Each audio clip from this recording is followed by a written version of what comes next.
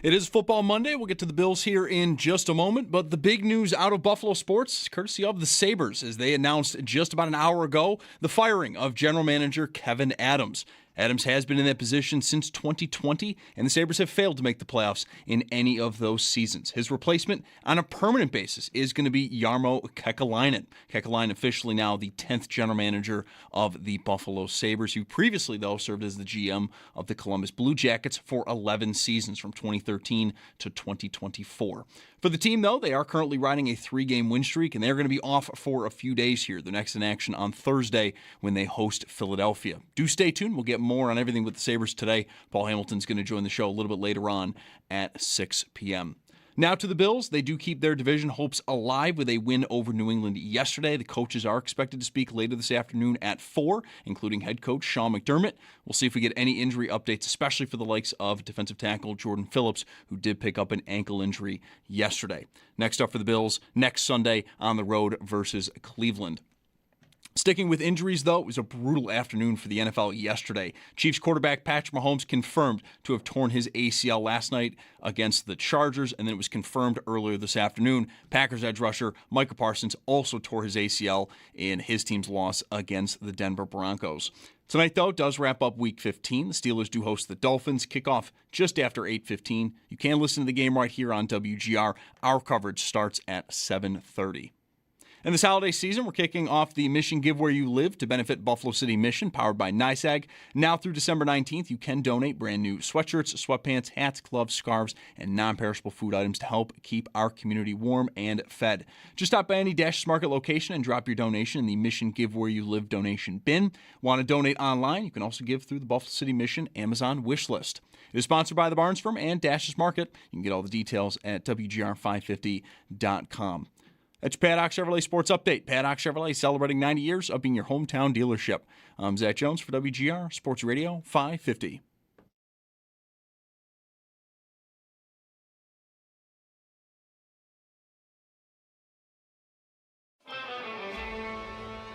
It's Mike Schopp and the Bulldog. I don't know if we'll get clarity Monday or do they wait till Tuesday. They don't play again till Thursday. But there's definitely noise here. There's no question about that. There's subtle ways that teams put out fires when they're happening, and that's not really happening here. It's Mike Schopp. I heard even when they were winning on this road trip, his mood wasn't great. Either he knew that story was coming, or he knows that there's something going on behind the scenes. And the Bulldog. I just wonder if the people around that organization know that something's coming. What it is, we'll see. I could be totally wrong, but everything that's going on there doesn't add up right now. It's Mike Schopp and the Bulldog on WGR Sports Radio 550. That's Elliot Friedman, I believe. Football Monday on WGR is brought to you by Northwest Bank. For what's next, get started at northwest.com. So I guess we're looking at a bit of a ping pong game today here on Football Monday. Could happen, yeah.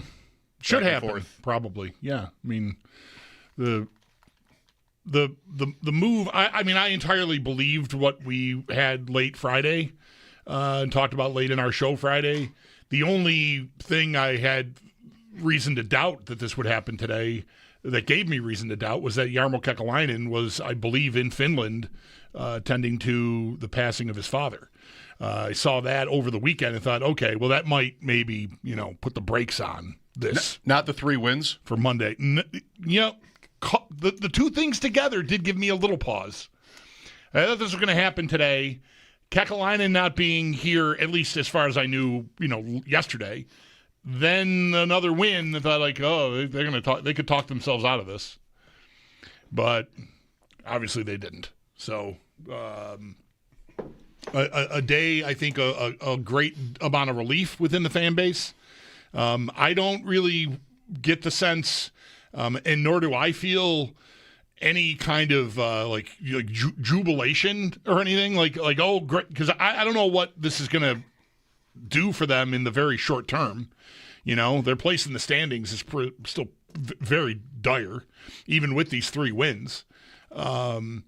It's that, and so, how good are they? Right. Well, those two things together, how they might have their spirits lifted by this. They might stop being the butt of jokes around the league if that was impacting their mental state at all. But I don't know that they have it in them to climb out of the spot they're in. I mean, they're last in the East. But this needed to happen. It should have happened 3 years ago? Yeah, I mean, quite a while ago. And I'd love to know what exactly the breaking point ultimately was for Pegula. Like, did he hear some story from someone about their reputation that he had previously not really been paying attention to or hadn't heard, or that was embarrassing to him that caused him to act? Or was it just being in last place again? Because they are and still are, they were and still are in last place. 3 teams have 32 points there. One of them, the team Kekalainen led for, was it 11 years, is another. Maybe they miss him. You know, you don't say that first part, that speculation about what did it for Terry Pegula entirely in jest, I think. Like, no. Was he out? Because, like, that kind of maybe is what it takes. Yeah. That's what, he ran into John Murphy at a dinner before he bought the Sabres in Penn State, or Murph ran into him and he was like, we're going to win Stanley Cups, plural. Like, just sort of or what was LaFontaine? I'm thinking of the LaFontaine story, which was like he got seated with him at a dinner or something. You know what, and buddy? LaFontaine bent his ear about what he would maybe do, and Pegula liked it and just, okay, you know what? This sounds like a good idea. Let's do this. Maybe you should come work here. Right. And then he was fired. Yeah. Who knows why? Yeah. So, yeah, no, I don't say it at all to be cute or even dismissive. I think it could have been anything. Something not even, that large a thing, because they've been the same team they've been this year for 3 years. Well, there's going to be a press conference tomorrow morning. Will he be at it? The owner? Yes, hopefully, you think? I would think so. If he's not, who is? Right. Pete Gwelly. What did it? You think he'd get that question?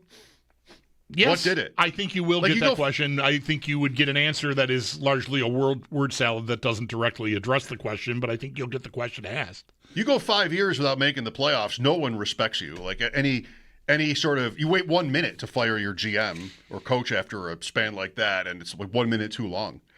But he does, and then he brings in Kekalainen as an assistant, which is that's ominous for Adams, but doesn't just replace Adams after a ridiculously long span of time without even a playoff game.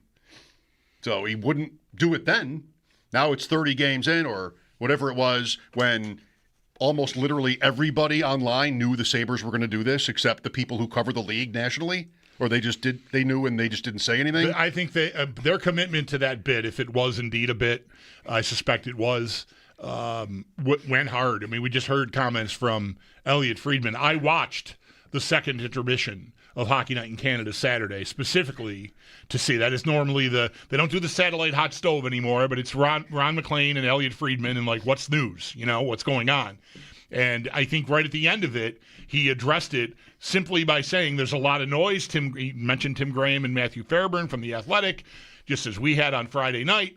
And so there's a lot of noise here. I don't have anything on it, was what he said. Like, I don't have anything on it, which I just... How? Right. That blows my mind. How you could have...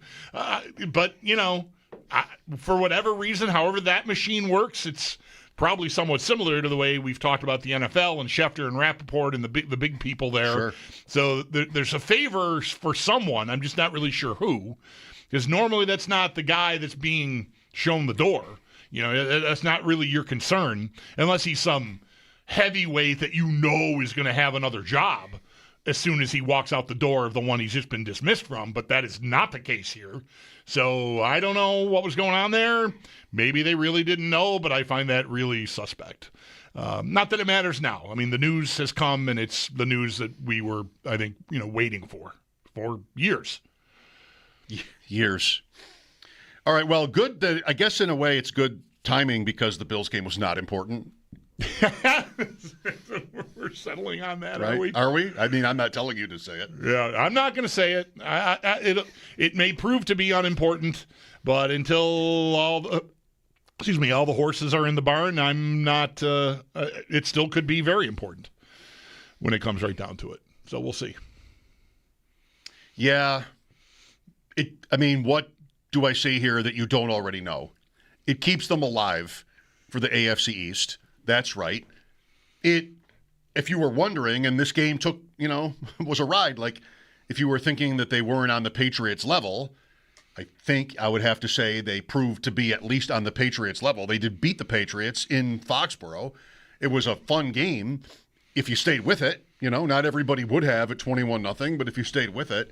My wife said it all when she said, they really won in a text. Like, so winter makes it more likely that you stayed with it because there's no lawn to mow. Well, yeah, that is a default move for people that, when it's lousy, I'm going to go mow the grass. I'll see what happens when it's over. But I just will say, again, it, for me, doesn't change anything. I think we knew that there is tremendous upside with Josh Allen and the offense, no matter who else is on it. We've seen that how many times? 50 times? We knew that already. And like I said on postgame, if you sat there at either 21-0 or at some other point and thought to yourself, well, we're just not going to get there today. I don't mean that they had to win, but that they were just going to show up and score. That's on you, because the Bills almost always do that. Almost never have they failed to do that. Except for the losses this year, 3 of them anyway. The New England game's an exception, but really yesterday's game looked a lot like the Atlanta game to me. I can't block you. You're running through me. You're building a lead. And then the defense comes out and almost pitches a shutout in the second half, but I couldn't get anywhere on offense. And obviously that was not the case yesterday. The Bills scored touchdowns on 5 consecutive drives spanning the second quarter into the fourth quarter before finally, punting. So that switch got found. And you're right. We have seen evidence of them being capable of doing that. But this year we have seen, especially on the road, I think the Houston game is similar to this. They got closer in that game, but same kind of thing. First half is just, I can't stop them. Davis Mills, what? And then it's a field goal after halftime, and I just can't claw my way all the way back. Atlanta was worse than that. Miami, I'm shut out 16-0 into the fourth quarter. What? But this game, just like last week against the Bengals and earlier in the season against Baltimore, they found the switch, flipped it, and the lights went on.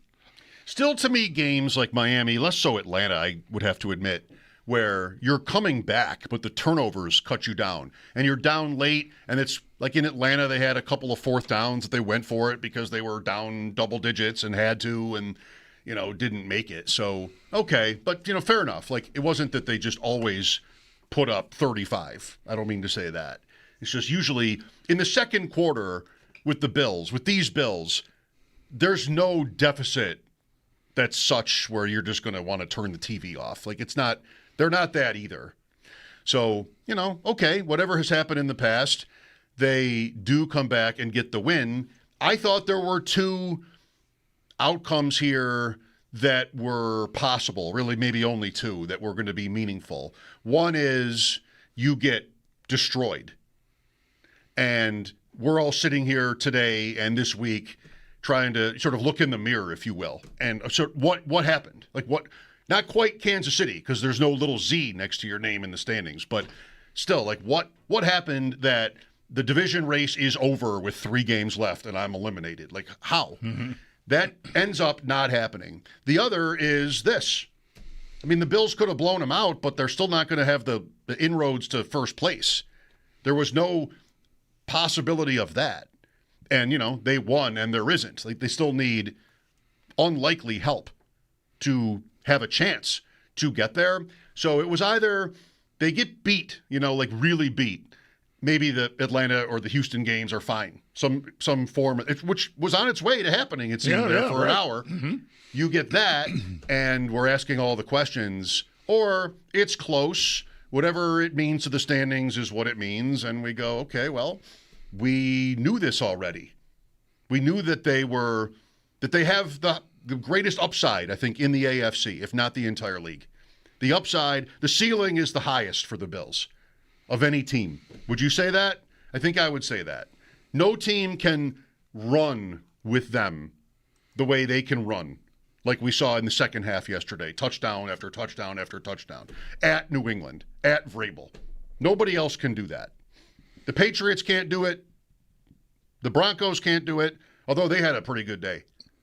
I don't think Jacksonville can do it. There's a law that I looked up today to confirm that you're not allowed to ever talk about Jacksonville. Okay, well, good. No one ever does it. That saves me. I don't really think of them, even though they have the same record as the Bills. You're just playing it safe there, because if you don't think about them, then you'll be able to resist the temptation of talking about them. So you're not allowed to talk about Jacksonville, which won by 4 touchdowns yesterday. Baltimore, since Lamar Jackson's been their quarterback, have had explosive games and explosive halves, like the Bills had yesterday and it had the week before against Cincinnati. But that Baltimore has not been there's not been ample evidence that they have that in their arsenal still, but they have a lot of the same people, and maybe they'll uncover it by the time January gets here, if they get in. That might still be the only team, and I'm sorry that my default setting is, one of the perennial heavyweights in the conference that even isn't in a playoff spot right now is the team that I might be the most worried about within the field. Maybe that'll be a horrible error in judgment on my part, but thinking about that specific point, who can go in there and score touchdowns on 5 straight drives? I think Baltimore's been a team that's been capable of that in the past. I just don't know that they are right now. The Bills, we know, are, because they just did it. So, yeah, a big part of it, that's part of why, how meaningful is it? I think if of the two outcomes you just laid out, if the Bills had just gotten beat, whether they, got behind and never caught up, or New England just continued to roll them and, they get blown out in a way that really rarely happens to them, we'd be in here, I think, bad game, bad week, get in the playoffs, anything can happen, all that. And I think we're still in that spot, even with the win in our pockets, because it's still very likely to be 3 road games in a row before even getting to the Super Bowl. And can you do that? Can you, I don't want to say play like that, kind of flat for, 25 minutes or 30 minutes even of a first half, and then just come out and just, go crazy. Maybe, but that's doesn't feel like a sustainable model. So I think we're still largely in the same spot we were, but we are armed with the ammunition of having seen them do that, not to Carolina, not even to Atlanta, who they were incapable of doing it against, but against a team that had won 10 in a row and is still favored to win the division. The Bills got off the mat and punched back effectively enough to win the game. So that's nice to have in your pocket as you move forward, because New England will be in the playoff pool. And you may have to do that again. Hopefully not in the same fashion you did yesterday, i.e. don't fall behind by 21. Yeah, 6 of the 7 spots in the AFC are pretty much accounted for at this point, and really even were before yesterday. Indianapolis losing just made that easier. Miami had a certain chance at it that almost got blown up before they even played their game tonight. But New England, Buffalo, Denver, LA Chargers, Jacksonville, Houston, that's 6 teams that are all like almost 100% at this point to make it. And, we'll talk about this, I'm sure, all week, and we've been doing a lot of it. The matchups are different. Kansas City is officially out. Baltimore still has work to do. They're less than 50-50. We'll see what happens with the Steelers tonight. Indianapolis is 8% now, having lost 4 games in a row. That's your list. Like, that's everybody. So put any 2 teams on the same field. What's the biggest spread you could come up with? Houston at Denver, if that happened to be like 7-2 or something, or Houston at New England, or whoever, who do you want? Like, what is that line? Is it even 4 points? It's probably smaller than that. Probably is. Yeah. Denver was an underdog at home yesterday, and they won. They did great, I thought. Denver. They did. Nick's had maybe the best day. He threw some balls down. I've seen this intermittently from him. It's just there's a lot of rolling to his right and throwing it into the stands when you watch him. But he was pinpoint on some 20-plus air yard throws yesterday. Really good. The biggest, yes or no, I'll just put it out there. I think maybe the biggest possible AFC playoff point spread would be Buffalo at Pittsburgh. And the Bills would be favored by 6 or something like that. Well, what's the spread if they go to Baltimore? I mean, Baltimore would have to have beaten Pittsburgh and, I don't know, maybe also Green Bay or New England in these next few weeks. 3 tops, I would say. Bills are favored, though. Yeah, I think in they're favored. Baltimore? Yes. Yeah. But I wouldn't go higher than 3. Yeah, you're right. Like, it's funny to me. I said on Friday, you picked the Ravens in the picks. I'm like, I can't believe I didn't. Because I always do. Just like it. Right. I don't know. Like, they never look good anymore. And I don't think they necessarily did yesterday from what I heard about this game. But Cincinnati was inept and, they shut them out. So I did see one package of highlights of Jackson scrambles that it might have been Ian Hartitz. I'm not sure who it was. Someone said, Jackson might be back. Like he looked good in the open field with the ball. About time. In his hands. Yeah. So that's one little piece of it, but obviously it's a significant piece. It's been sort of, very curious at least watching them since he's returned from injury and not seemingly being willing to do that, or when he does, it not looking like you're used to seeing it looked. It looked more. Now, they were playing a team that last week looked like they had never played a rushing quarterback before in their lives. So there is that piece, but I saw him make a few people miss and run away from some people. So the Bengals. Yeah, so maybe Lamar is, close to back. I don't know. Cincinnati 4-10. Are there still people telling you? Oh, don't let that team in. 4-10. No, they've got an E there. They're done. They're done? Yep. Miami's almost done. So is it important that Pittsburgh win the night? If you want to keep Baltimore out, I'd say yes. And who wouldn't? Right. That's all That's all the reason I need to root for the Steelers tonight.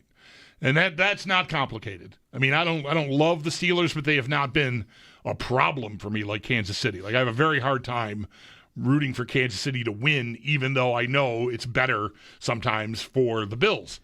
This is easy. Keep Baltimore out, go Steelers.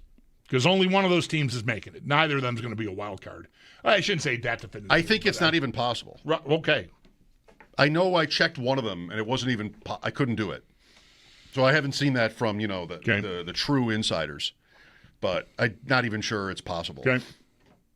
They play each other, so one of them has to lose at least one more game. Ties notwithstanding, I know. Save your ties tweets. Okay, Buffalo Football Monday. Eric Wood at 4.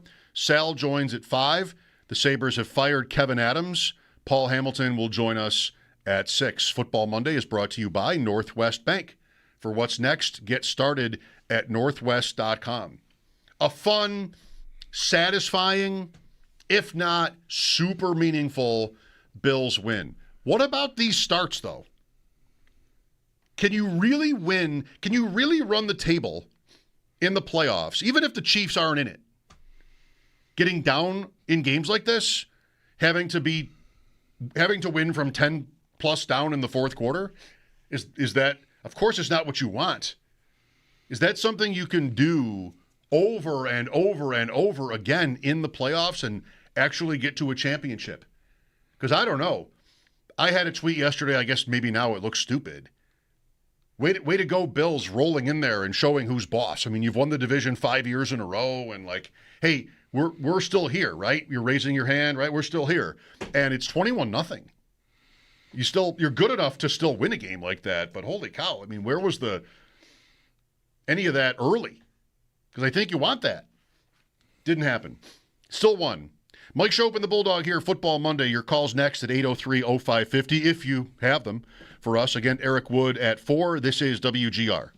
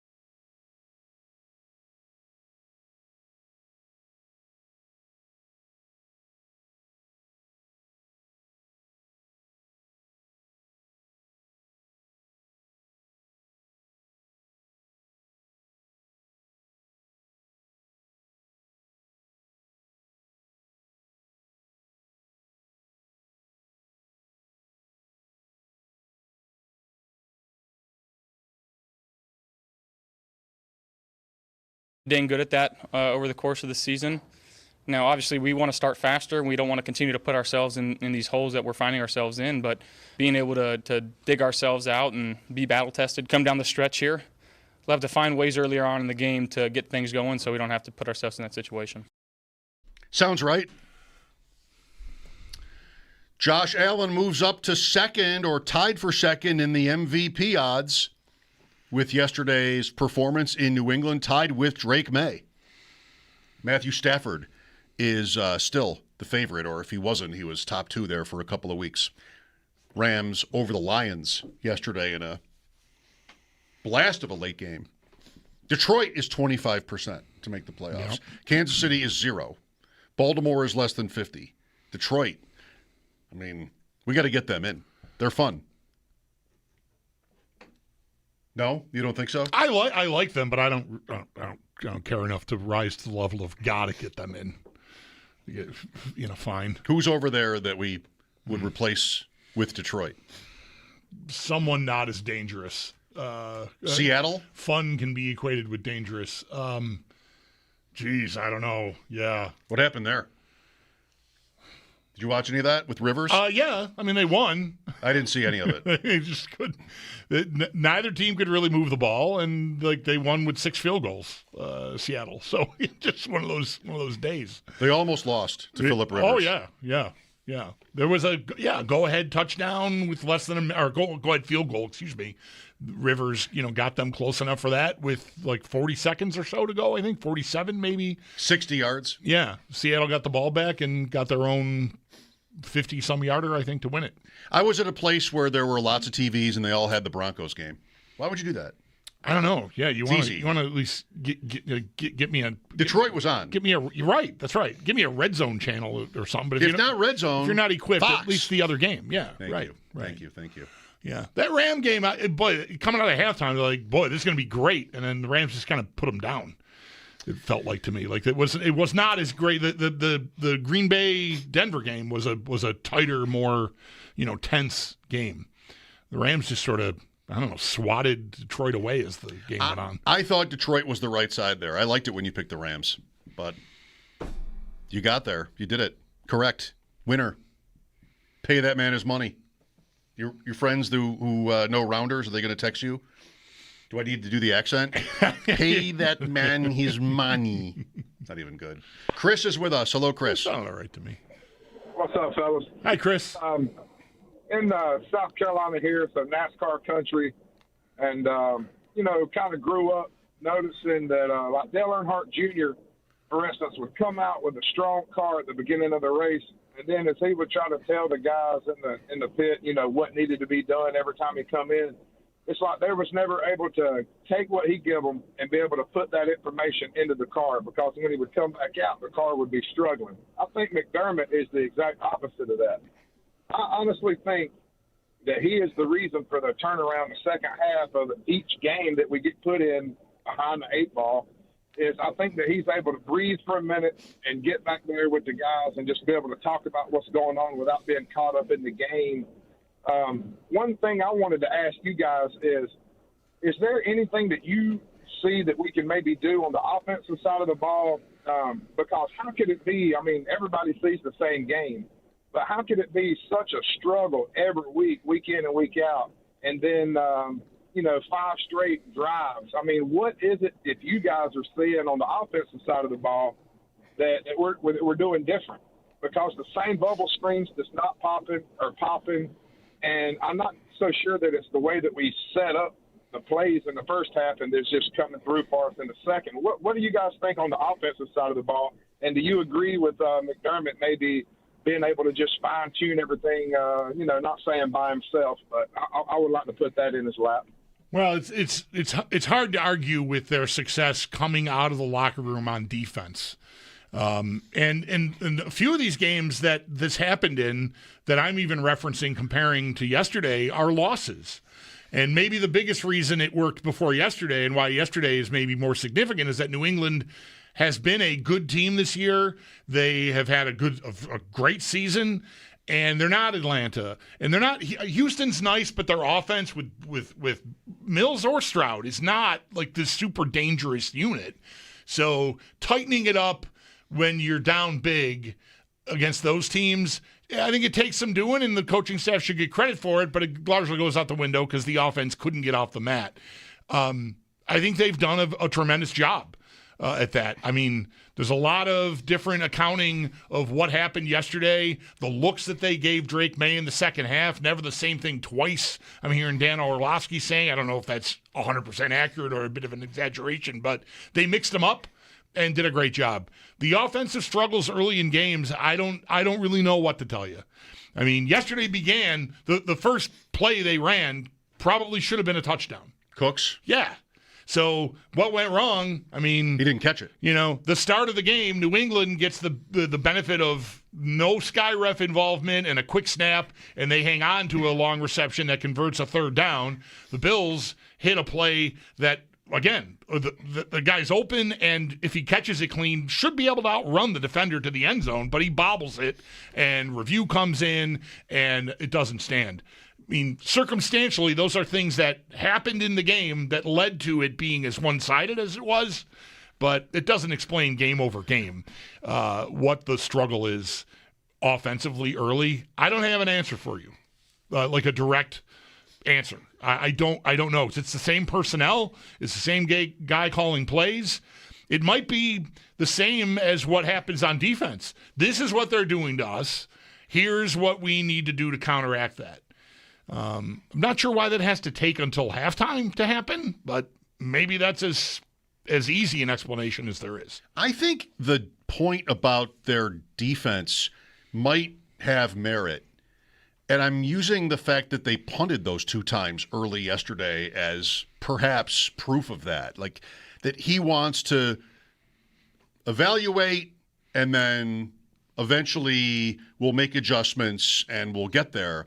It's just living on the wire. I mean, I still don't love the thought that the chances of this team winning all these playoff games this way. I mean, Cincinnati had them, but for a couple of fluky plays. And then yesterday, it's 21-0. So you don't want to live like that. Maybe this McDermott probably gets underrated for what he's actually done with the fourth down stuff and aggressiveness, but there's plenty of ammunition on the other side. And what they're doing, punting across midfield twice in the first quarter yesterday, I mean, never gets brought up because they won anyway. Like, that's just, you're really playing it careful there. And it's not the same example of it, but this is the problem that so many fans have with all of this, whether it's in the form of who's on the field or these kind of decisions by the coach. We're keeping lesser teams in games unnecessarily for too long because we want to punt or we want to, adjust later. And I don't know. I'm oversimplifying probably. What happened yesterday, the first drive, you mentioned the Cooks drop. The second is their 3rd and 4, and Palmer has a false start. Then they get sacked, and, that's the end of that. So it's not so much philosophical necessarily as it is just attention to detail and sort of being sharp at the beginning of games. And on some level, this is in preparation. This is, whether it's game plan or just something else, getting your players ready to go right away because they have this security blanket or whatever it is now that's not, what do I want there? Safety net? This kind of belief maybe that they can just beat anybody anyway. And it makes sense because they do. Even the game in Miami or the game in Houston, there's still chances to come back and win. There's just a turnover or a sack or a penalty. Or a big run play. Yeah, and you just run out of time. Ultimately undid them in Miami, but that's right. If it were like a card game or something where you would be able to keep playing your cards until you're done, or cricket, then they maybe would never lose.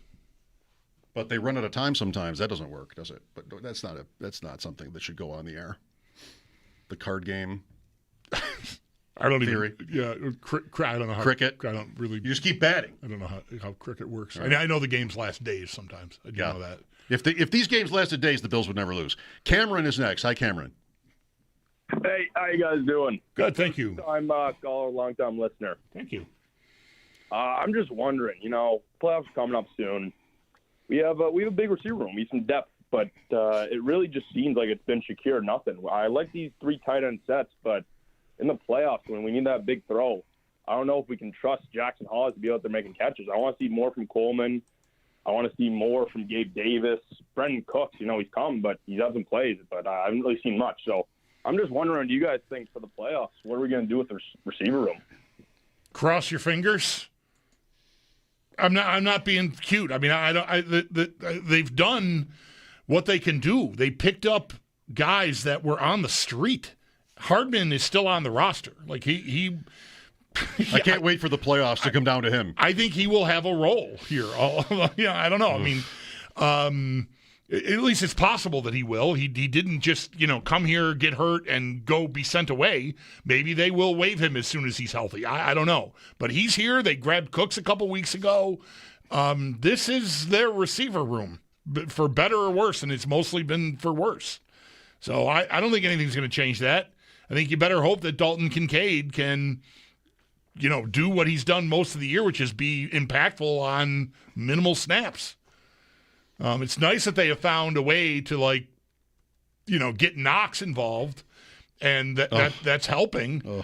But that's it. That's who I am on offense. Thanks, I hate it. Coleman isn't in the book. There was a target that didn't count, right? There was a penalty or something. He drew a pass interference, so they got a first down out of it. So he doesn't get credit for a target in this game. That was the only one. Cooks, 3 targets, 0. It's been this way for a couple of weeks, if not 5 years, or not 5, but 2. 6 completions to receivers yesterday, 5 to Shakir, 1 to Palmer.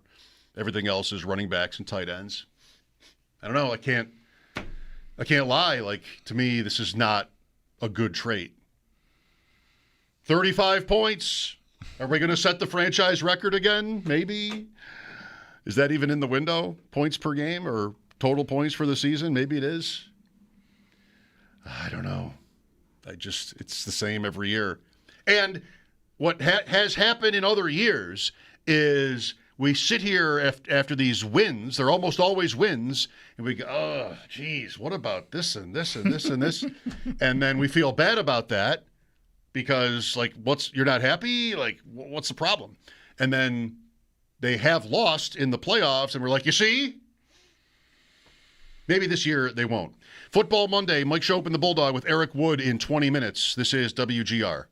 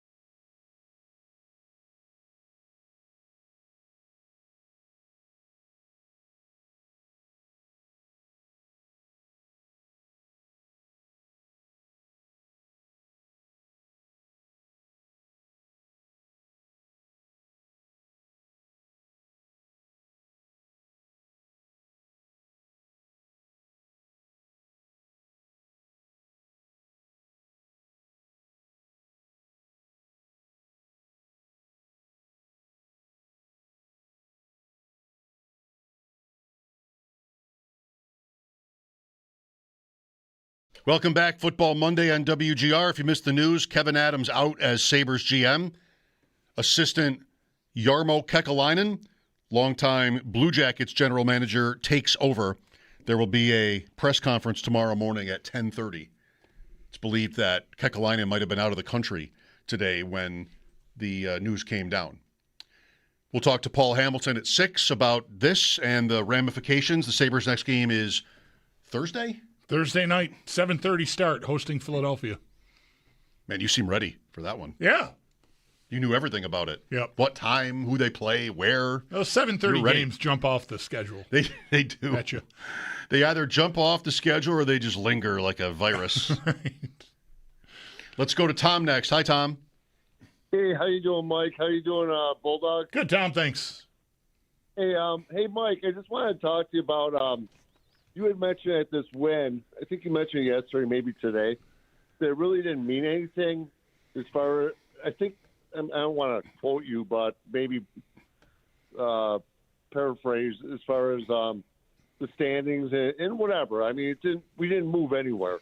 I get that, but I think this goes back, I think, to the Chiefs game. I know the Blue Jays lost the night before, and you were kind of like upset about that. But this is a big win. My God, I mean, whatever happens, whether we get the first seed or win our division or whatever, we can get the playoffs if we beat the Browns and the Colts lose. That's all we need next week.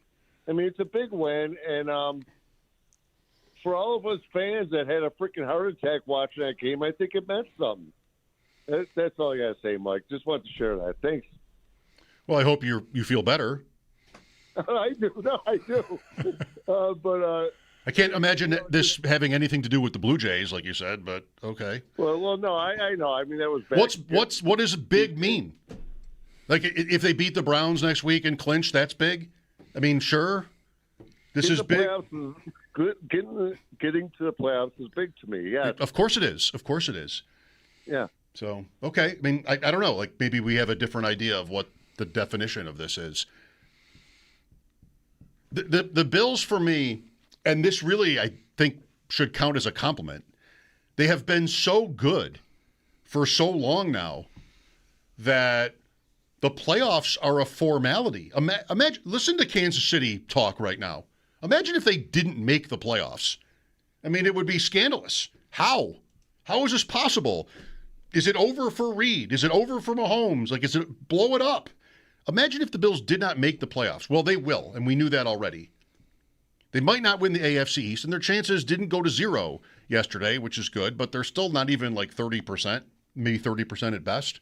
So what they did, this doesn't need to be explained to anybody. What they did was keep themselves alive for it.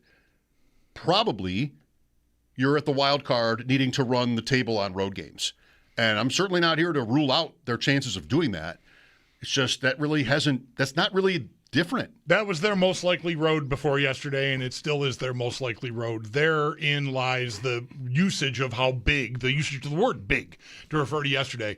It was always going to be, we got into this late in the week too, more beneficial aesthetically, feelings-wise, than it was their chances of making it. Sure, whether or not they would have been able to clinch next week with a Cleveland, win in Cleveland and an Indianapolis loss, okay, then they would have waited another week. Eventually they would have gotten there, I think, way more than likely. But to deprive your rival, who it seems reportedly was acting like they'd won something at halftime, of the T-shirts and the hats, that works well enough for me. I got Vrabel in the media complaining about officiating after his team blew a 21-point lead at home with a chance to clinch the division. I got plenty out of yesterday. It's a setup. I got plenty out of yesterday. So even if the math doesn't make it meaningful, it was meaningful enough to me from just all the stuff around it. Which, again, doesn't do you any good once January comes. Knock yourself out, anybody who wants to make fun of Mike Vrabel for that. It's a setup. There's a reason why he wins a lot.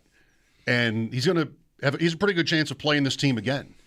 So if he gets it out into the air, that they hold more than any other team and all the things he thinks, maybe even he doesn't really think it, but that they could use to their advantage, they're probably going to play They're not probably going to play the Bills again, but they could play the Bills again in New England and expect that to be different, and that'll be a narrative that week, and it'll make us crazy, and we'll laugh until we cry.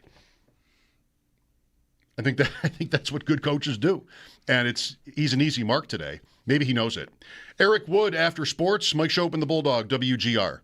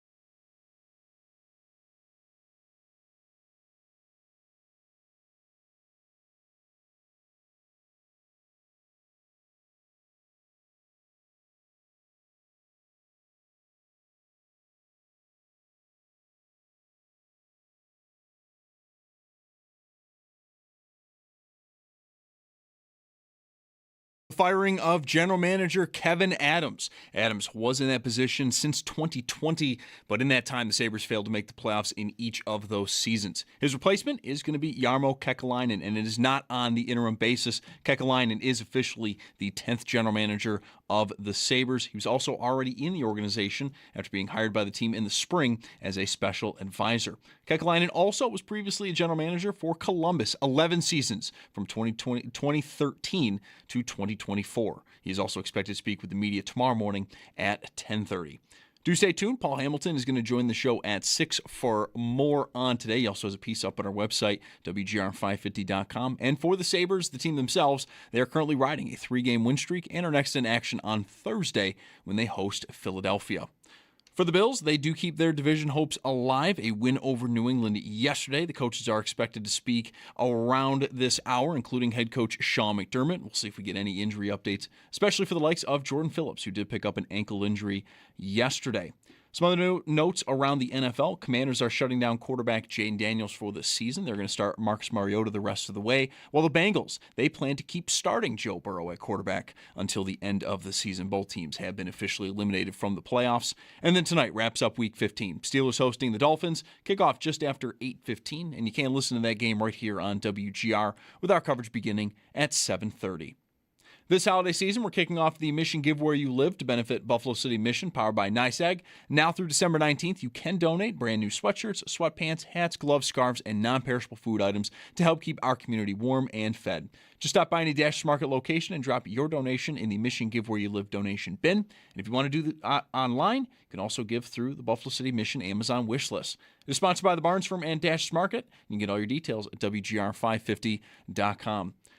It's Paddock Chevrolet Sports Update. Paddock Chevrolet celebrating 90 years of being your hometown dealership. I'm Zach Jones for WGR Sports Radio 550.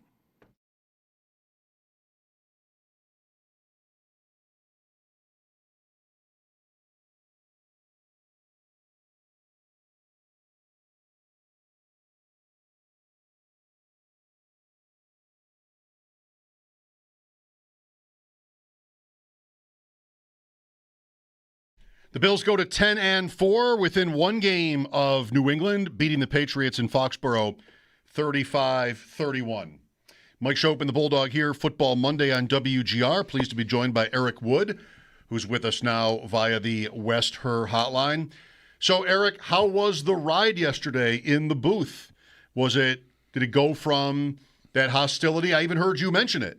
The fact that the fans are almost all over you, with the window open in that booth in Foxborough, to whatever it turned into by the end.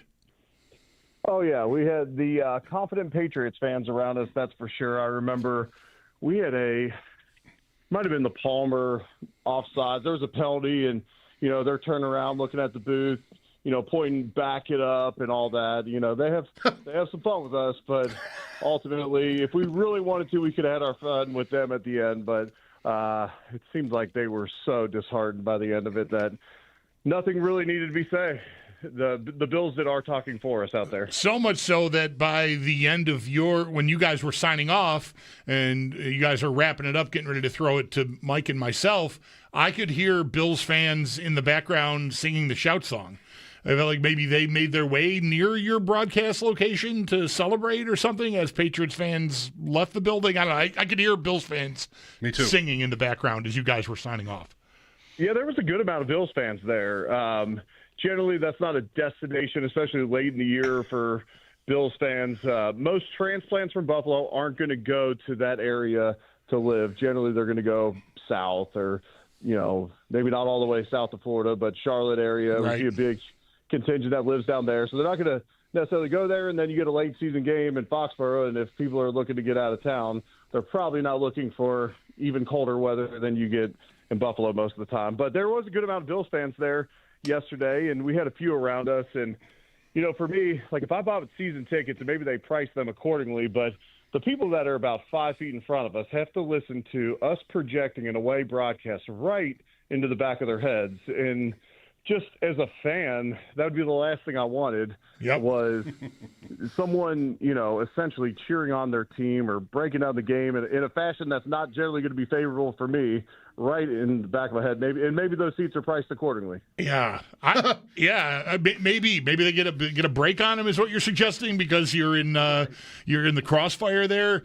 Yeah, I don't really even like to be on Twitter during games, Eric.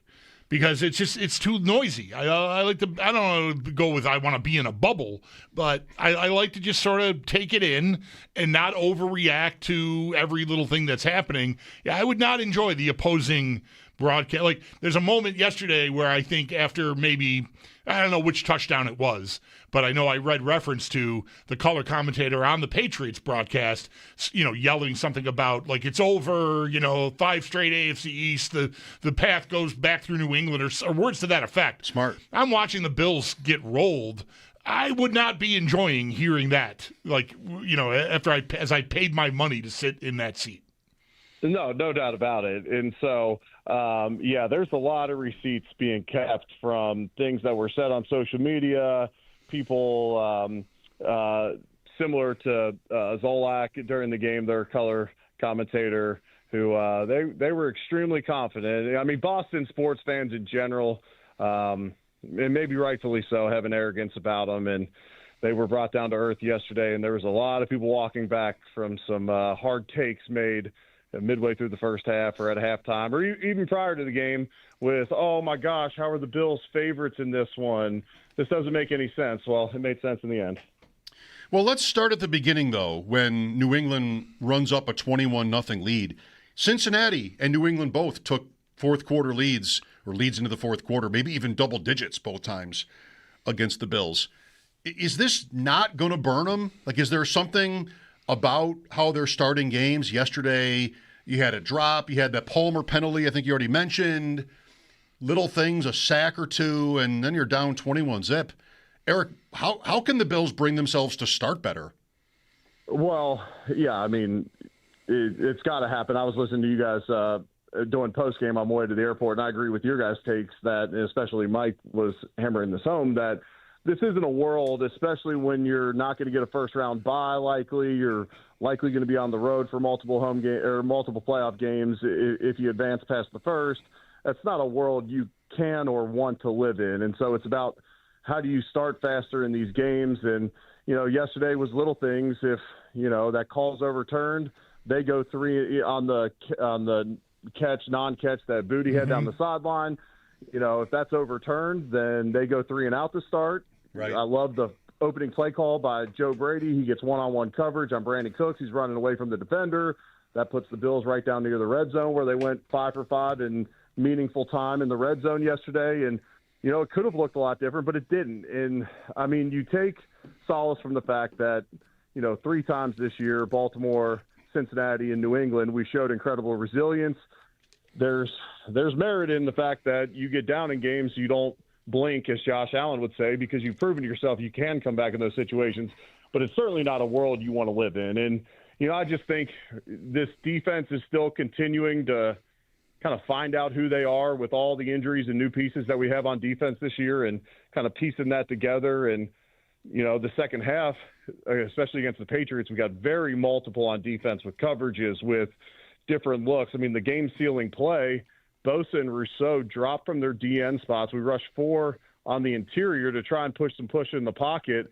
It completely clouds the mesh concept that they're trying to run across the middle, and it works. And maybe it's getting to some of the more variable looks defensively early, and then obviously it's about execution on offense. And, for them, it's leaning into play action, and you got to have those plays by Cooks. And you can't jump off sides on 3rd and 5 because right now, without, superstar talent on the outside at receiver, it just doesn't seem like we have a ton of room for error where, yes, I mean, we've seen plenty in 3rd and longs where Josh Allen makes a play with his legs or he has the play that Dawson knocks. Those can happen for sure. It's just not a world you want to live in, and you're not going to have a high success rate doing it. There's been enough said here. I don't know that all fans have heard this, but I know I heard Steve and Chris talking about it on One Bills Live earlier this afternoon, Eric, and saw it alluded to, I think, last night, too, that at halftime, it's one of these things that, of course, you get the result, right? The game turned, the Bills took it over and won. If they don't come all the way back, maybe we never hear what the tenor of halftime commentary from the coach or any other personnel was.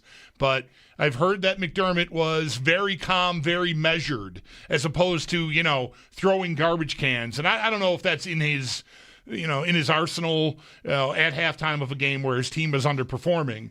But I thought it was notable that reportedly his response to that first half was, that's not who we are. We're better than that. But calm, measured, and that comes from knowing your team maybe as well as he should know. I mean, I know it's different every year, but just curious for your thoughts on his approach at halftime. Yeah, I think Sean does a great job and his staff does a great job where, yes, there's going to be halftime adjustments. A lot of what you're getting at halftime is what you're going to start that next series running. It's not going to be like an opening script where you've rehearsed it all week or the days leading up to the game. But, hey, here's the plays we're going to look to get to coming out of the half. Maybe this is our first short yardage play, our first third and medium, third and long, just so you can kind of wrap your head around what's coming offensively on the game plan. Defensively, hey, here's a couple looks that we've seen in the first half. Get ready for these. But also, they do a great job of throughout the game grinding on the sideline to get those looks communicated. And it sounds very simple, and it sounds like everyone should.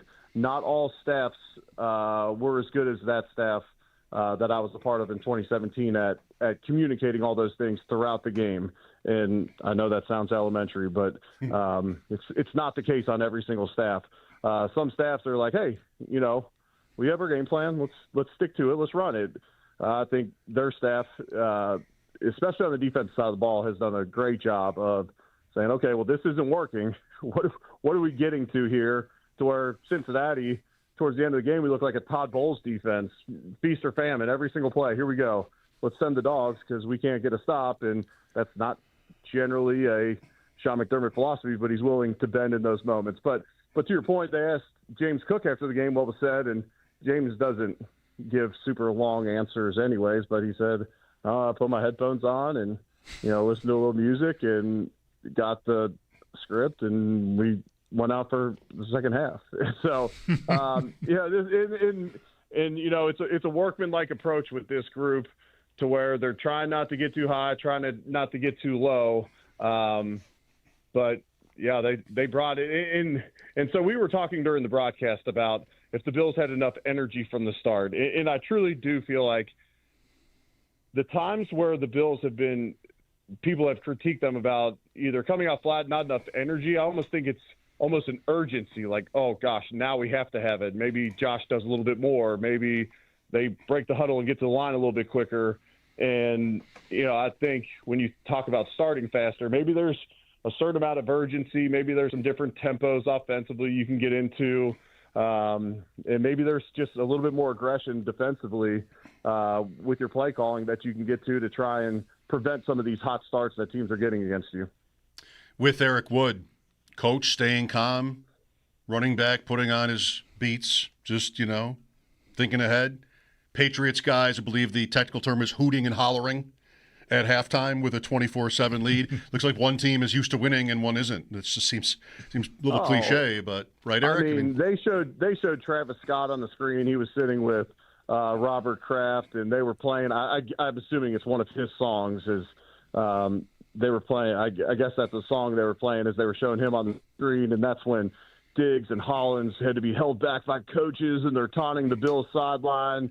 And this isn't a critique of Mac Hollins, but maybe if we saw some of that type of positive energy from Diggs, especially towards the later part of his tenure with the Bills, maybe he would have been here a little bit longer. But all that being said, part of the reason he's not in Buffalo anymore is the lack of production towards the end of the season. Going into the game yesterday, over the last 6 games, he averaged 46 yards a game, and he had 20-something yesterday. So seems to be a trend that's staying consistent. That stuff has a shelf life. I'm sure you'd agree. So the spread was 1. It's a 35-31 game, Allen showed how you can win the MVP. May even showed like the guy like that could win the MVP. What's different now from 24 or 48 hours ago for you, Eric, in this? I mean, the Bills kept their chances alive, at least, by winning, to win the AFC East. Do you have any sort of different take on how good New England is, for one thing, or just sort of what the playoffs might look like now that you've seen this game?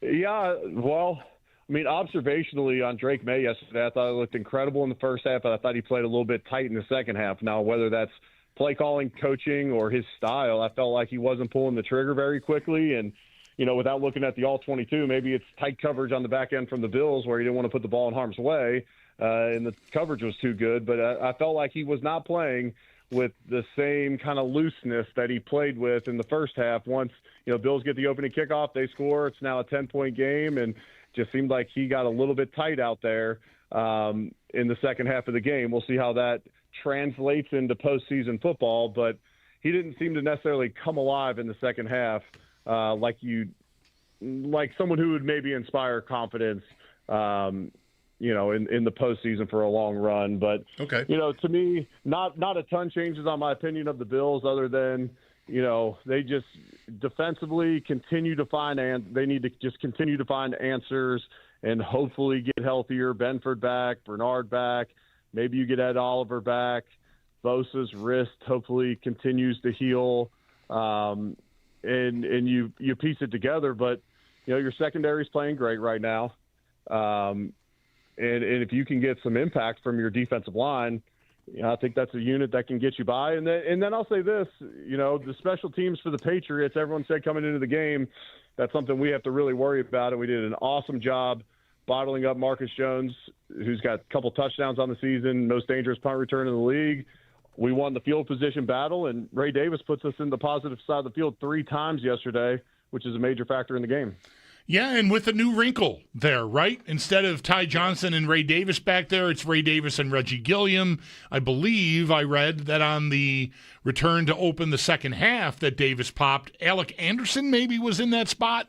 So that's pretty unique. I'm not studying every team's kick returns to know how common it is. I just know that it was thought going into the year, just because of the way the teams kicking the ball might handle it, that you'd want to have 2 guys back there just in case, they're more directional and targeted.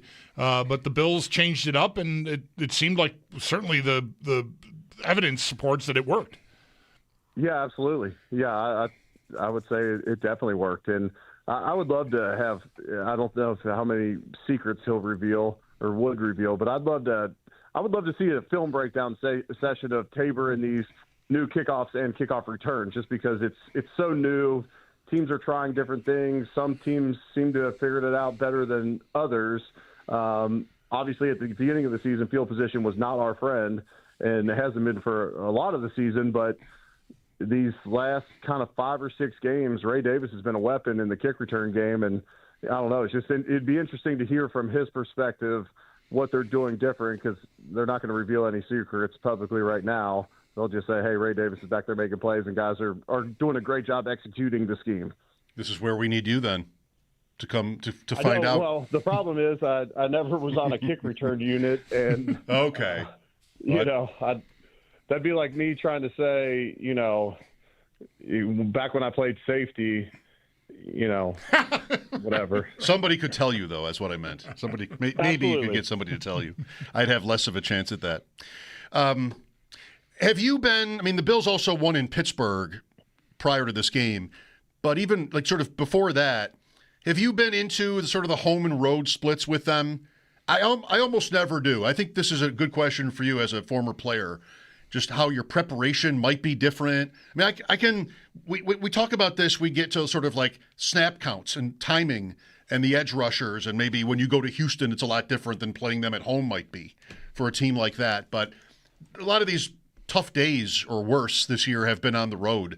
Better lately, and maybe there's some explanation. I tend to think it's mostly random. I think there's some randomness to it. I would say, a team like Houston's going to be harder to face on the road than maybe a team without the same pass rush that they have. With those guys jumping generally they're going to get off about the same time as the tackles because everyone's just kind of going off the movement of the snap when it's a silent count. Now, we know if we're going to try and trick them or not, but generally we're all getting off at about the same time as opposed to at home. Josh Allen could try and use the hard count against big-time edge rusher. So I would say that, and, it's harder to communicate your checks maybe against more exotic looks when you're playing on the road, and it's harder to communicate verbally. Our defensive splits on the road, our third down defense is like night and day, home and away. We're so much better on the road this season, so you'd say, okay, do we do better? Now, I'm not trying to get Bills Mafia to quiet down at home because they're making it tough on the other team's offenses, but just seems like, I don't know if that's a communication thing, but our third down defense on the road has been exceptional this year, and it's been awful at home. How about Kansas City, Eric, being out? It's official now. Mahomes torn ACL. Do you think big changes happen there? Any thoughts on what they do about this incredibly off season for them? Yeah, it's interesting because it's, I don't know that it's a teardown ever. When you have Patrick Mahomes at quarterback, it's just going to be kind of a reload. But Chris Jones is aging. Travis Kelce seems to be on his last legs. And, a lot of things that could be said about, Bills playmakers on the outside. You could say similar things about their weapons on the outside and all that. And so it'll be interesting. I heard, someone was saying yesterday that Tom Brady in his ninth year missed the playoffs to a torn ACL. I'm like, that was, if I remember correctly, that was a lot earlier in the season. Week 1. Yep. Yeah. So that's a week 1 ACL as opposed to missing the playoffs with you at quarterback and then tearing your ACL. But, and I know it impacted the end of the game yesterday, but they were turning into a long shot to make the postseason anyways. But no, it's interesting. I mean, it's hard to sustain success in this league right now. And having this conversation yesterday, I know that, there's not that many, there's not a ton of games on the schedule each year where the guys in your division that are playing the easier schedule, there's not a ton of those games. But when you consistently play the top teams in the division each year, when you're winning the division, it's harder and harder with the later draft picks and a paid quarterback and all that. It's harder to sustain success. And then I would say this year, when you look at the bottom feeders in the division, some of these teams like New England have got to play. They've gotten to play the Giants this year. They've gotten to play the Browns this year, which we will as well. The Raiders are the other one, and they lost. Yes. But, yes, you're right. Yeah. That was week 1. Mm-hmm. And so Tennessee. Yeah. So they get those teams this year, which they're exceptionally bad this year. But no, it's been a heck of a run for Kansas City. And I was having a conversation with my boy Bobby Greco yesterday, and he was asking if the 90s players, if they pop some champagne, knowing that 4 straight Super Bowls, right? Right. Yeah, it's gonna be a while before anyone ever threatens that again. Right, Eric. We covered your lack of familiarity with certain things regarding special teams earlier. Do you know any kickers? Sean McDermott talks every week, usually while you're on with us, and he revealed just a little while ago, according to our Sal Capacio, that Matt Prater is going to be out for this week with a quad injury. So they are going to need another kicker. Tyler Bass has had surgery, so they're going to be, I would imagine, bringing people in as soon as right now because they're going to need a different kicker, at least for Sunday, if not even beyond that. No, I don't know of one offhand, but I trust Brandon Bean and them to try and find us one. But man, that's bad luck. You don't see a ton of kicker injuries. We have one on IR. Now we're losing another one for a game. We're on our third punter now. It's been a lot of turnover with the punters and kickers this year. Badgley might be available. Was it the Rams? The Colts dumped him. The Rams had a guy too. They moved on from Carty. So there are a couple names. Well, yeah, for I mean, you. at this point of the season, you're looking for someone with proven experience. You're not looking for the next hot young leg. Sure. Maybe you have some potential here. This is, right the ship until Prater hopefully can come back, or someone we've seen hopefully kicks in the postseason, but at least has a proven track record in the league. All right. Put me down as guessing Badgley or Carty. Eric, thanks for your time. We'll talk again next Monday. Okay. Sounds good. You guys have a great week. All right, you too. There's Eric Wood on the Wester Hotline. His appearances on WGR brought to you by Northwest Bank. For what's next, get started at northwest.com, and by Northtown Kia, Western New York's #1 Kia dealer. Shop at northtownkia.com. Niners had a guy they moved on from for Pinheiro. As long as you don't have any follow-up questions, we can leave it at that. Bills in the kicker market again. It's the guy that missed the ball last week, or is he still where he was? Was that Younghoe Koo? Younghoe Koo, I believe. Did the Giants? I don't know. I'm just asking. I don't either. Yeah. Not that that's someone I want to seek out, but it's just it's a kicker that comes to mind, top of mind, because he had that big gaffe last week. Can't be too choosy right now. No. Like Eric said. 803-0550, Football Monday. The Sabres fired GM Kevin Adams today. There'll be a press conference tomorrow morning at 10:30. Jarmo Kekalainen, who was in the front office starting this season, is taking over. Mike Schopp and the Bulldog here, WGR.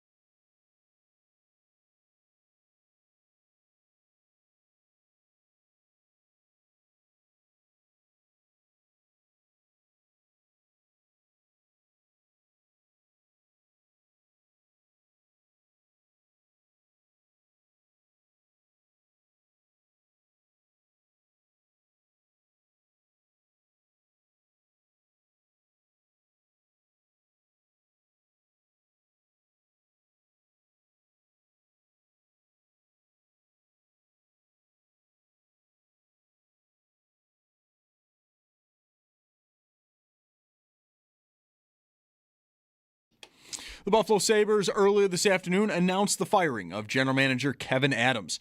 Adams has been in the position since 2020, and the Sabres failed to make the playoffs in any of those seasons. His replacement is going to be Jarmo Kekalainen, though not on an interim basis. Kekalainen is officially the 10th general manager of the Sabres. He was also already in the organization after being hired by the team as a special advisor in the spring.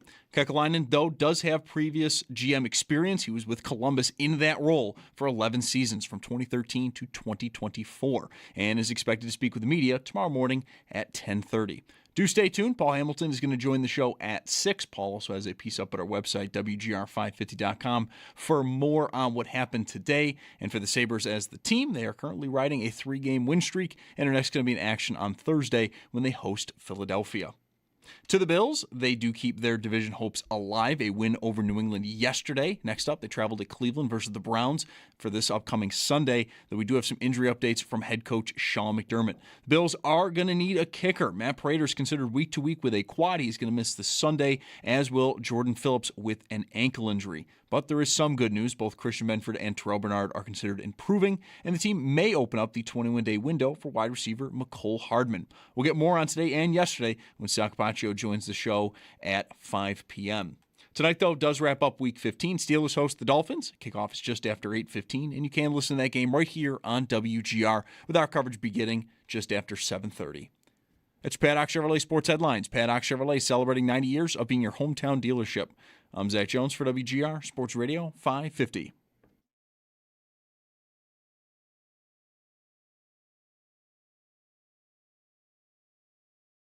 Maybe it will, I don't know, inspire or teach, not to run or be scared of what may or may not happen, Certainly I think of my sons and those ball players, that I'm in charge of at the school, that they'll say, like, crap, coach wasn't scared. You know what I mean? It's like, shoot, sometimes there is doubt, and it's real. The guaranteed safe bet is not go for it. The other one is, shoot, let's see what happens. Phillip Rivers went ahead and reset that Hall of Fame clock, playing yesterday for the Colts, and they almost did it as 2 touchdown underdogs in Seattle, but they end up losing 18-16. Not much in the way of statistics. 120 passing yards for Rivers, but they were in the game. Seattle, I don't know, you saw more of it than I did, apparently. Just couldn't do much on offense yesterday. Right. Neither side really could, but Rivers did. He threw a touchdown pass. I saw him take a big hit later on in the game. He finished the game, which I'm not being cheeky like that. He left the game with the lead. 44 years old, yeah, sure. He survived, and I wouldn't want to go so far as to say flourished, because again, it was a pretty modest offensive game on both sides. But if they're looking for someone to just be steady and not make any mistakes, I think they got that yesterday mostly out of him. 8% now, though, to make it. Is that enough to play him again? They already said they're going to. Right. Home to San Francisco, the Colts, next. And they can't lose, apparently, San Francisco. 10-4. Have you heard anything about them all year? Brandon Ayuk just not going to play. That never ended up happening. They leave the team or something. But much like the Patriots, they have the easy schedule and have taken advantage. Right, I think they did something with non-football something list, and Kyle Shanahan was asked about it and said, I haven't seen him in a very long time. That was it. That was his explanation. Was we put him on that list because I never see him. So if he's supposed to be rehabbing or efforting to get back or something, he's doing it on his own time somewhere else, it seems like. Maybe not there. Not great. I had read a couple weeks ago an accounting of he's there, he comes there and does everything real early before everyone else shows up. Which, isn't ideal either, but it's different than never being around. I guess. You're such a stickler. Yeah. Nick is with us. Hello, Nick. Hey, how you doing? Good, thank you. Thanks for having me on the show. We're leaving 2 days for Buffalo sports here. Bill's showing that, we can overcome some adversity and still play like the East Division champions. And then the Sabres also firing the world's biggest loser, Kevin Adams, is pretty awesome. Kind of question I had with the current playoff bracket likelihood. they're now probably going to face the Jaguars, the Bills, and then the Pats, and then the Broncos or the Chargers. And I don't really see how it's, not our year to get past the AFC Championship. And, if we don't, does Bean finally pull the trigger? We get rid of McDermott. Bean is not pulling any trigger on McDermott. Bean does not get to pull a trigger on McDermott. No, it just won't. Forget about their job titles. If anything is going to happen to the two of them, I think McDermott holds the power, not Bean. Touche. Another idea I had, kind of for the Sabres and Bills, is do we get Josh Allen to knock up Peyton Krebs so we can get him off? Oh, man. Okay, thanks, buddy. You don't know and you probably don't care, but in my experience, and I think Bulldog would corroborate this, the longer somebody stays on hold, the more likely it's going to be nonsense. Sure. Yeah. And there are times when people will be on hold like the whole day because there gets to be a tipping point where, like, I know we've changed the subject 4 times. I know this person really just wants to be on more than they really want to contribute or ask something. Right. And sometimes I'll just, all right, well, let's I don't see what want happens. the email. Right? I don't want the grief. Right. Go ahead. It's not going to be my fault if you're dumb or weird. Like, just that can be funny to other people. Maybe we'll just do it. And this is one of those times. Yeah, I guess so. Yeah. Saturday, there are 2 games. Philadelphia, Washington. Yep. And then Packers-Bears in Chicago. So we're to that time of year, 2 games on Saturday.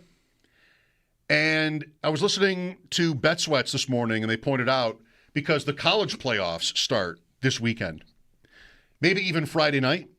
I think there is a game Friday night, yeah. Saturday, there are 3 playoff games, but the one, on paper anyway, the one good one is at noon, which is Miami and Texas A&M. Okay. Does that sound right? Sure. So that isn't up against the NFL. But the other 2 games are the 2, like James Madison, Oregon is one, and Tulane and somebody is one. Like, they're big spreads.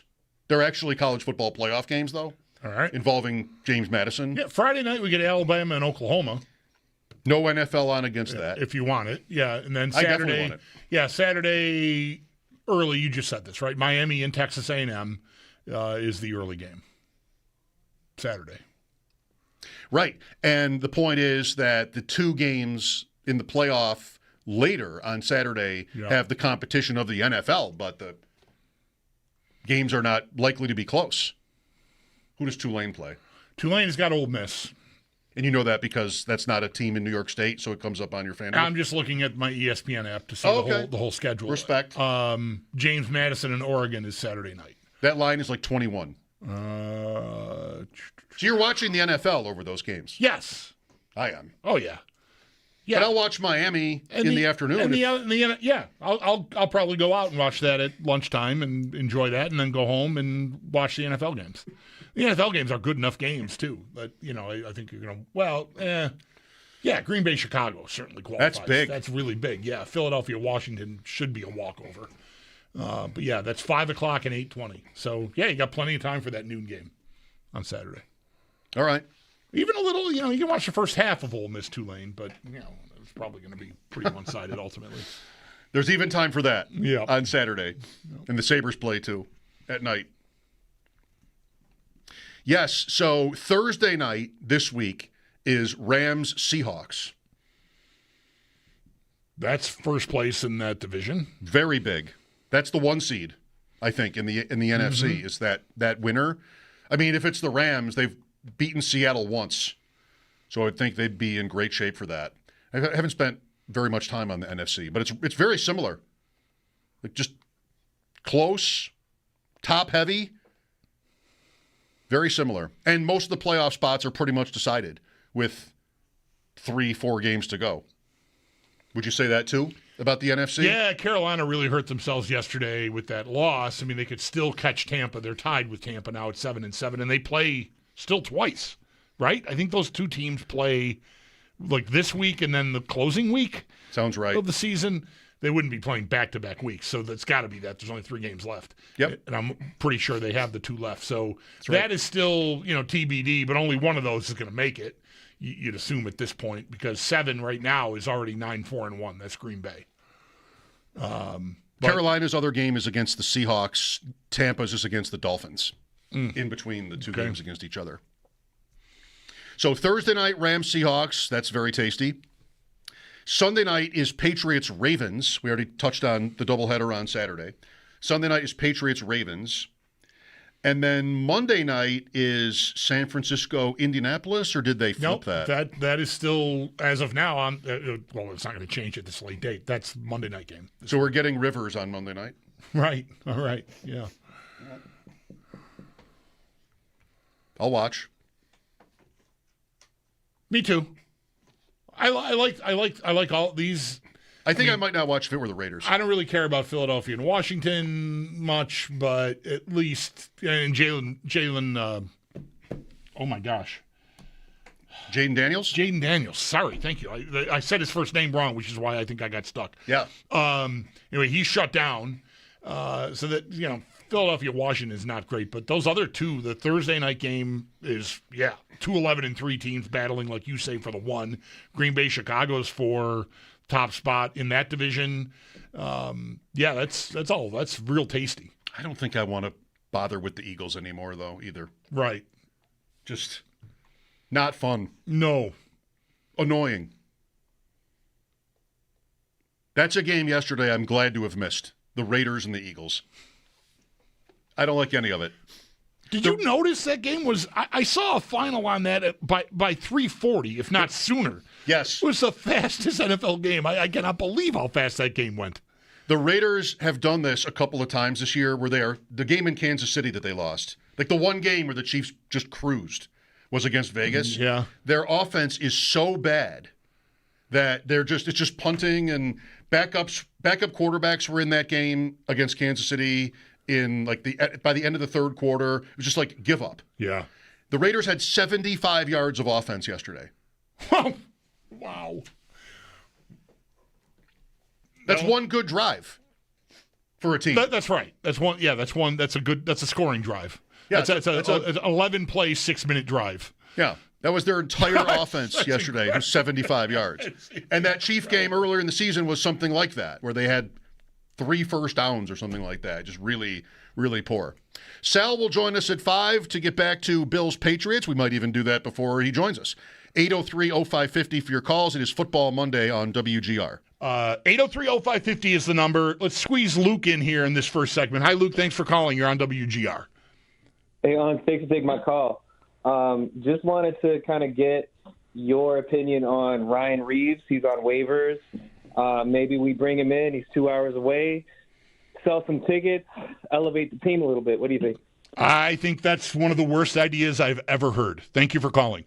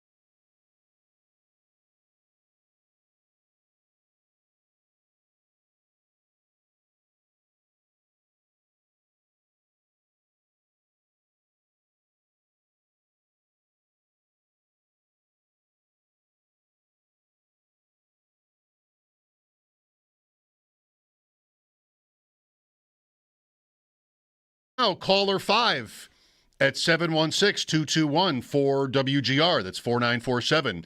Wins a $100 Woodhouse Spa gift card, courtesy of, correct, the Woodhouse Spa, Main Street in Williamsville. I gave you a second to think about it, and you nailed it. Why wouldn't it be from them? This holiday, give her the one thing she really wants. Time for herself with a Woodhouse Spa package or gift card. I've been there many times, and I can vouch for its excellence. And they're just the kind of people that would give away a gift card to themselves. Here's Dave next. Hello, Dave. Hey, fellas. How are you doing? Good, thank you. Great to be on with you. I had a couple things I wanted to ask you for your opinions on that I thought were somewhat intriguing to talk about. Like this is assuming the Bills went out, obviously, but this game coming up Sunday night, the Baltimore-New England game. Like, in your opinion, who would you guys say you would want more to win that game? Because I was thinking about this after they won yesterday, knowing it was coming up, and obviously I think the more we can shoot for the division and have home field, it seems to be the better route. But then there's always that lingering, is it better for Baltimore to lose? Because do we really want to see Jackson in the playoffs? And so I just was interested in your opinion on that overall. And then just who in the league, I guess, for you guys, whether it's AFC, NFC, who's going to be left in the playoffs scares you the most as far as, like, toughest competition for Buffalo? Mm-hmm. I thank you for these questions. I think probably if I, was just thinking about this from the Bills' standpoint, I'd want New England to win. Somebody tell me what that result means to anything. If it does mean anything to anything, the Patriots. I'm getting them if I win out, or we end up with the same record, right? And that happens because they lose to either the Jets or Miami, and we're tied. I have them then? Is that the idea? Yes, I think so. Okay. I want to know that for sure. I don't, sitting here right now, know that. It doesn't sound like you know that for sure. You think so. That matters a lot to me. Before I'm going to say who I want to win that game. Like if I know, like the Bills need that loss to get there on the division record. I just don't know what happens after that.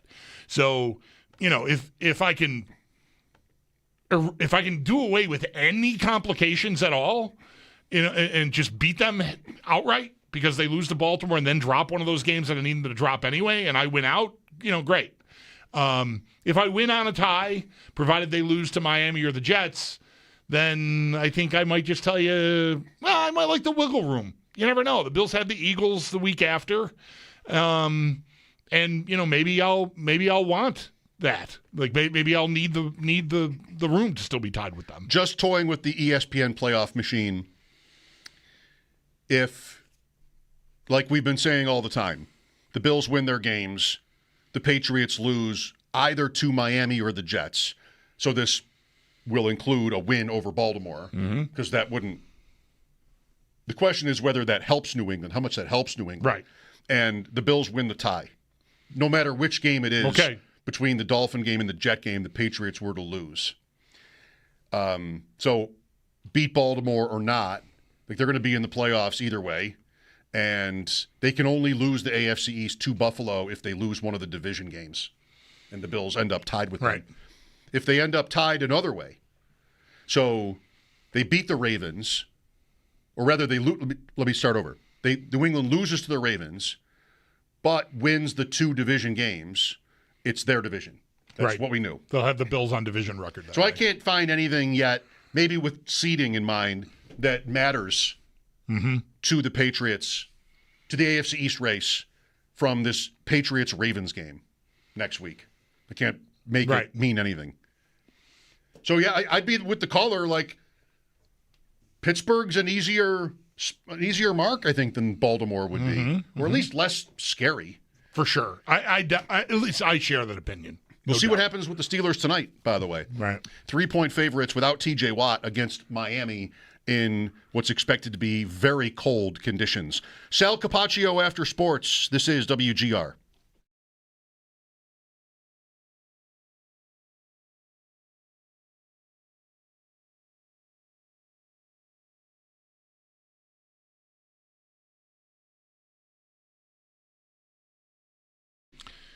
Folks, Bulldog here letting you know that the FanDuel Sportsbook app is your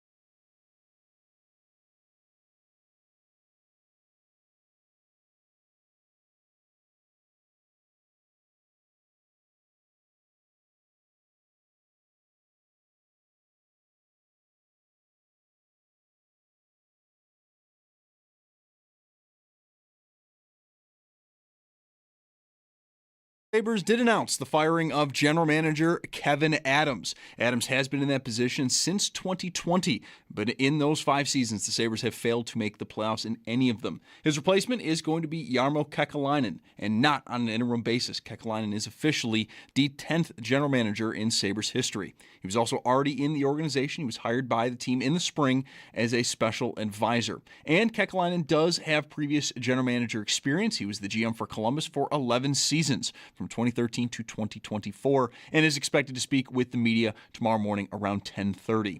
Do stay tuned. Paul Hamilton's going to join the show at 6 p.m. for the latest on everything that happened today. Paul also has a piece up at our website, WGR550.com. And as to the team on the ice, the Sabres are currently riding a 3-game win streak. They're next in action, though, on Thursday when they host Philadelphia.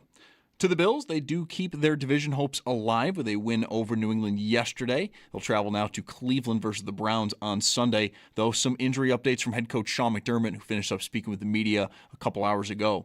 The Bills are going to need a kicker. Matt Prater is considered week to week with a quad injury. He is going to miss Sunday, as will Jordan Phillips with an ankle injury, though some good news. Both Christian Benford and Terrell Bernard are considered improving, and the team may open up the 21-day window for wide receiver Mecole Hardman. Stay tuned. We'll get more on today and yesterday, and Sal Capacio will join the show next.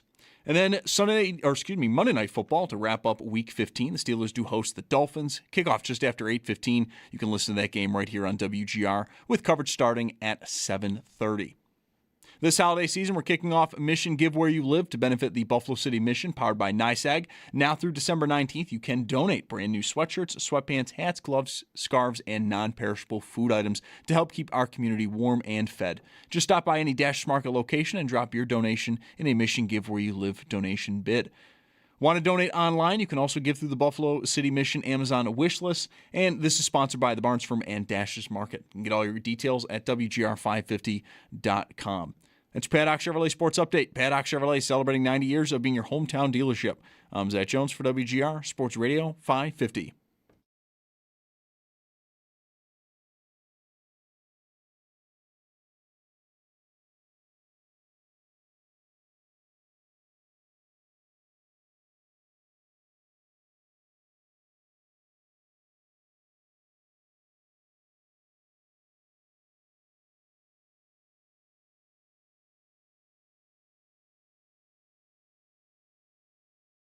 I suppose now we can put a bow on it after Xavier Worthy's 2 for 35 yesterday and another Chiefs loss, that Evans over Worthy on Sal's playoff-bound fantasy team was the correct choice, Mike Evans. We can always have fun going through the league and finding obviously good plays that busted. We should have started Shedeur Sanders last week over Patrick Mahomes. Obviously, we should have done that. There's always that, but it is over for Kansas City and for Mahomes for a long time. The knee injury will basically end the season for him and then some. Sal Capacio with us now on the West Her Hotline. There is some more injury news today that's interesting, but let's talk about yesterday first. Snowed a little bit. Looked good on TV. Sal wasn't quite, covered field or anything, but it had to be a great atmosphere, right? It's a great atmosphere for the second half, especially. First half was a little bit different, but it was kind of just one-sided affair for a half. The snow globe a little bit of puffy snow. I would say, good atmosphere and good football game. I think, the energy just leading up to the game was pretty cool, right? Knowing what was at stake, what was on the line, these two teams being two good quarterbacks, and I thought that was pretty cool.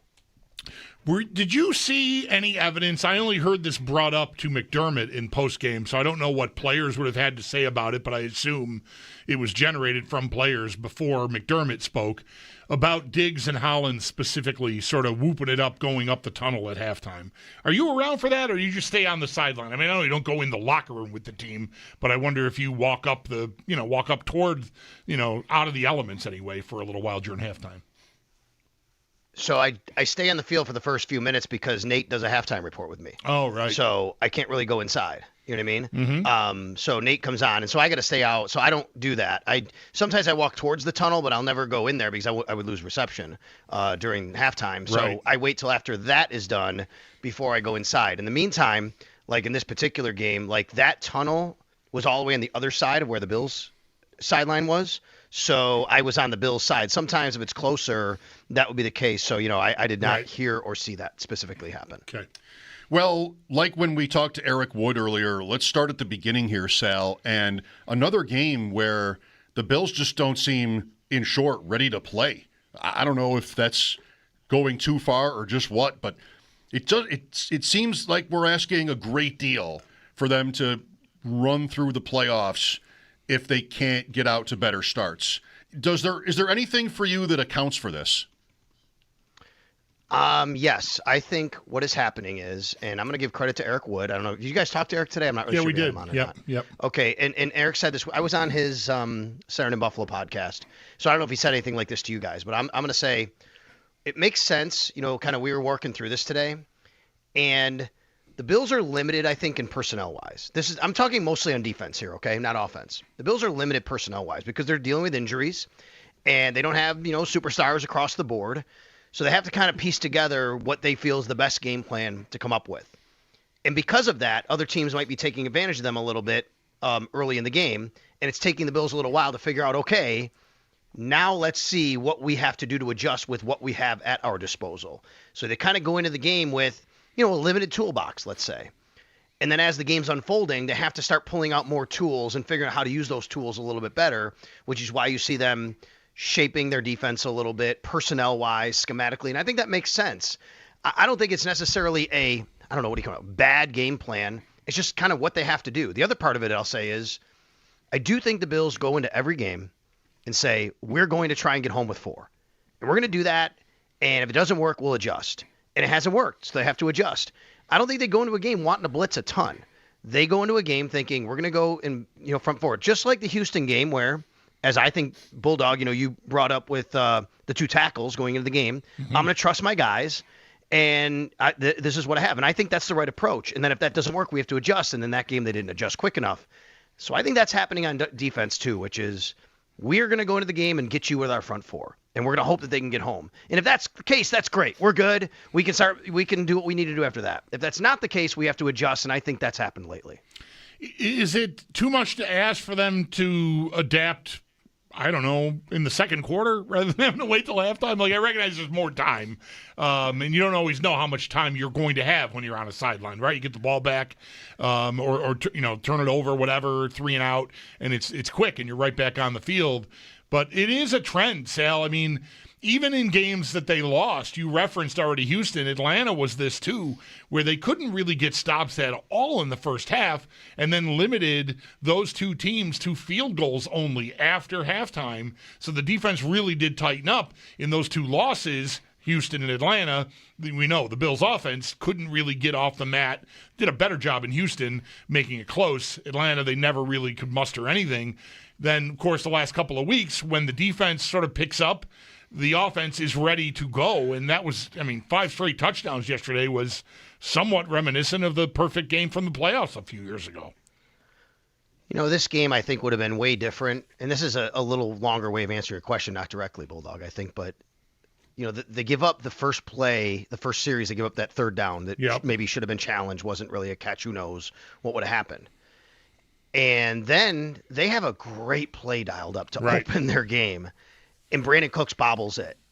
I just think everything flows a little bit differently if those 2 plays might go differently. It's just that's the margin of error you have in these kinds of games. But because you miss on that first play and you don't challenge and they score a touchdown, then you miss on your play. Suddenly you're giving the ball back. Now things are starting to snowball a little bit. So I do think that there's something to be said for maybe they get settled down and maybe things go a little bit differently early on.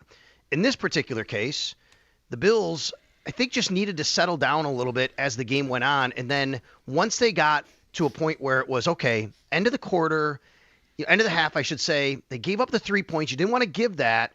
But now you're down 17, which sucks, but you're getting the ball back. And Josh Allen said once they got that kick return, it kind of settled them down. I really think the Ray Davis kick return just settled the offense down and said, look, we're in a good spot, but we got to get 7 here. And if we get 7, once they got 7, guys, it's a 10-point game. Once it's a 10-point game, to me, it's a totally new ball game. Like anything can happen from there. We've just seen that happen. It's just football. It's the way it works. Yeah, you're still down 10 points. But I think once that happened, it settled down. So, yeah, the offense was ready to go because I just think the offense settled down and said, look, we're okay. we just got to put like 7 on the board here. And I think, we just keep playing after that and keep playing after that. And they found a few things they could start to lean on, and they just settled down. One guy who was big there, and we haven't talked about him from yesterday at all, is Milano. Because he gets a sack on 3rd down on the next series, and then also late to put them back one of their last possessions, another sack from Milano in that game. So that was good to see, because this year has been up and down, and we're watching Milano wondering, even Taron Johnson, I thought a couple times yesterday, maybe there's a little bit of freshness left with some of their vets. 2017, right? Deion Dawkins comes in. He's still playing at a high level. Tre'Davious White comes in. He takes a hiatus. He comes back. Matt Milano, this is the 2017 draft class that, Sean McDermott, his first draft class.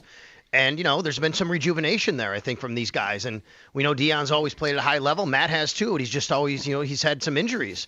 And he's been out of the lineup the last couple of years. But Sean made an interesting comment about him after the game, where he said he's been working his tail off to get back to where he's in. That makes you think that maybe he just hasn't been fully 100%. But, I think he has. He hasn't been on the injury report necessarily, but it just feels like his body's a little fresher, and he's getting to a point where you feel like you're starting to see that. The Bills, he's a good blitzer, by the way. They just don't use him like that a lot. They have to use him more sideline to sideline. That was a big change yesterday as the game went on. The Bills had 0 sacks in the first half, 3 in the second.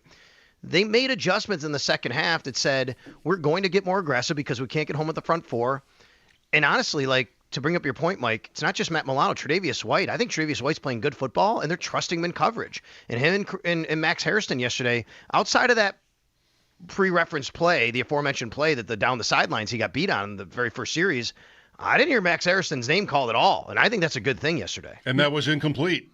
That's right. It should have been. That's right. Incomplete. Yeah, the only mistake I think you might be able to hang on him is that he and Epinesa are both at the scene of the crime on the edge there when Henderson cuts back. They've got that run stuffed up. It's probably going to be a 3 or 4 yard loss, almost the way it looks.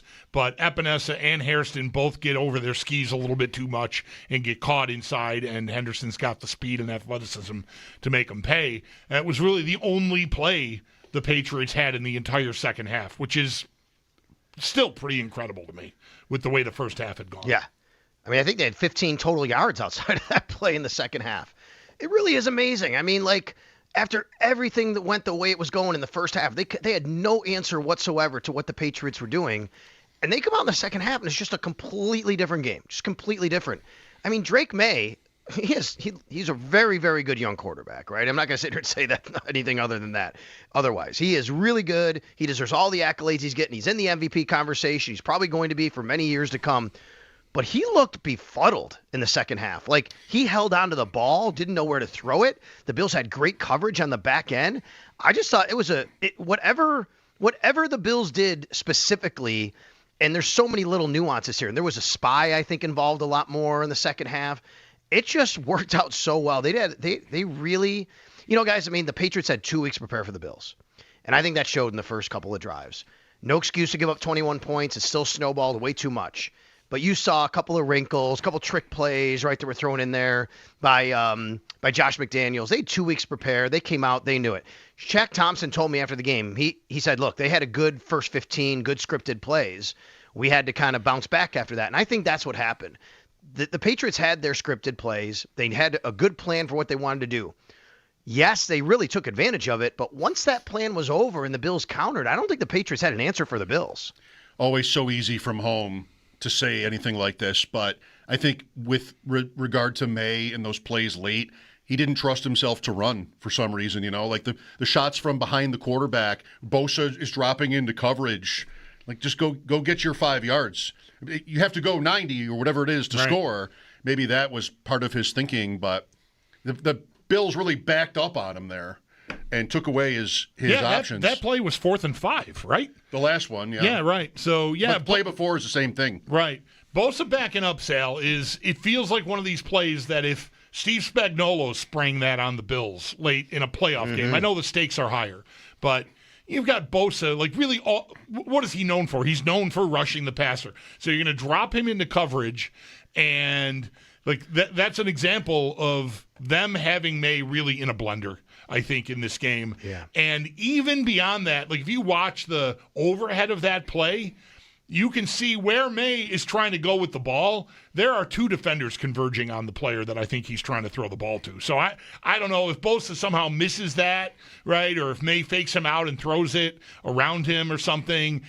Maybe they still defend it. I would like their chances, but just a great job of giving him a look that, probably you're not expecting Joey Bosa to be 12 yards off the line of scrimmage in pass coverage on the play, or 5, or whatever. I don't know what his depth was. But, he came charging at May and ultimately made the play. But I think the coverage even had May mixed up there, and that play might not have succeeded even without Bosa's impact on it. And again, I'll go back to, Mike, you made a good point about, it seemed like he could have done that with his legs, but I think the Bills incorporated a spy a little bit more often and maybe spooked him to do that, and then he did run the one time and the Bills got him. They got him on the sideline there, like late in the game. Maybe it was that drive. Was it that drive, second down maybe? He ran the one play. He didn't really get to he got a few yards. I have to go back and look at the play-by-play if that was that drive or the drive before. But he didn't have much room to run. And he probably was, okay, we got to get down the field. We got to score 4. We got to get a touchdown. So, and those are things that a second-year quarterback's going to learn, and maybe he'll do a little bit more. He is good with his legs. He got out of a tackle by, who was it earlier? It was Ogunjobi maybe, whoever it was that had him, and he runs for that long run. But, the Bills, I think they took away his escape lanes is the way I would say it. Right before the 2-minute warning, there is it's a May sack, but I think he ran out of bounds. 0 yards. Because he had nowhere to go. And actually, that was a play where they kept the clock running because as he landed in bounds, actually. That's right. He also broke 20 miles an hour blocking.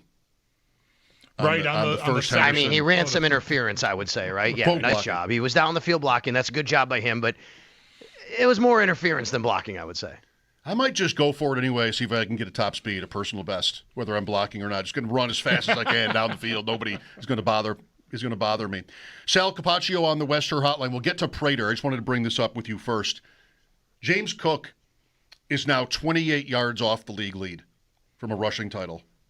I don't think he has a bonus for the literal rushing title.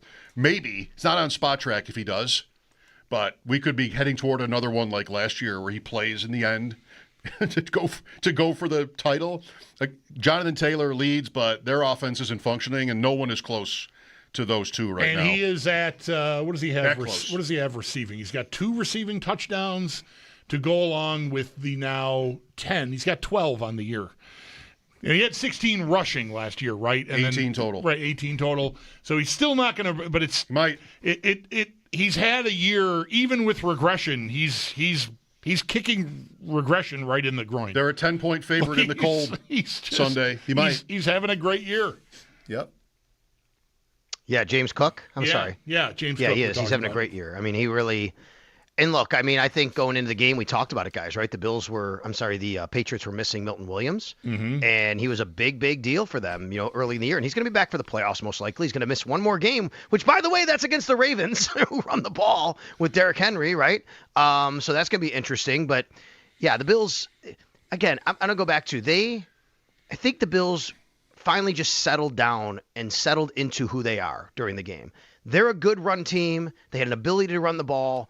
Early, you're down early, you're pressing a little bit. It's so funny.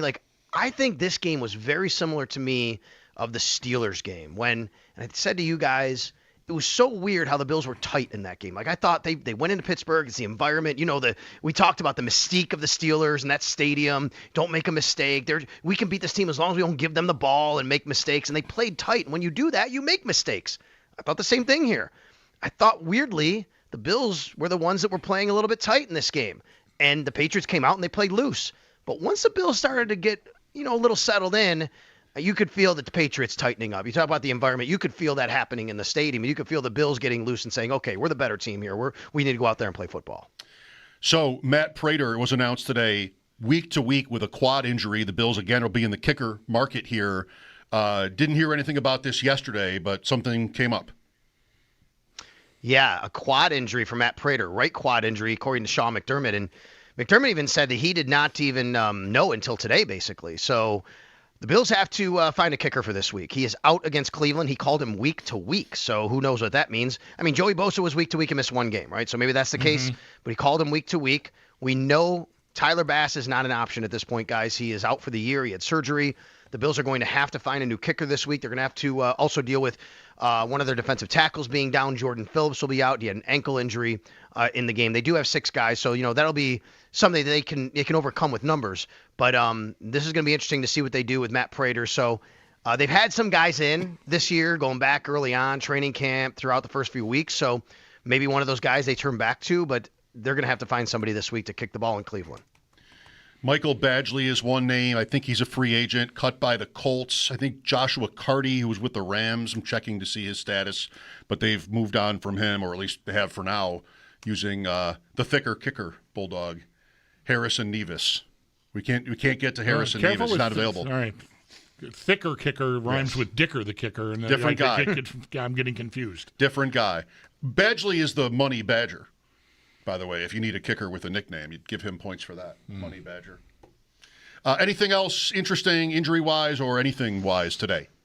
No, I know people. I believe my colleague Elena Getzenberg reported yesterday after the game that Brandon Cooks was headed to the X-ray room, but nothing from Sean today on that. So a lot of times that's just kind of what guys do after the game to make sure everything's okay, right? So, but there was nothing during the game on that, so that's good. And then Benford and Bernard are improving. Sean McDermott said it was good that they didn't put Benford on IR. That's good news. It means that they're confident that he won't be out long term, which Sean said last week is the case. So, yeah, I think that's pretty. And get out of this game pretty healthy after all the injuries they've been having.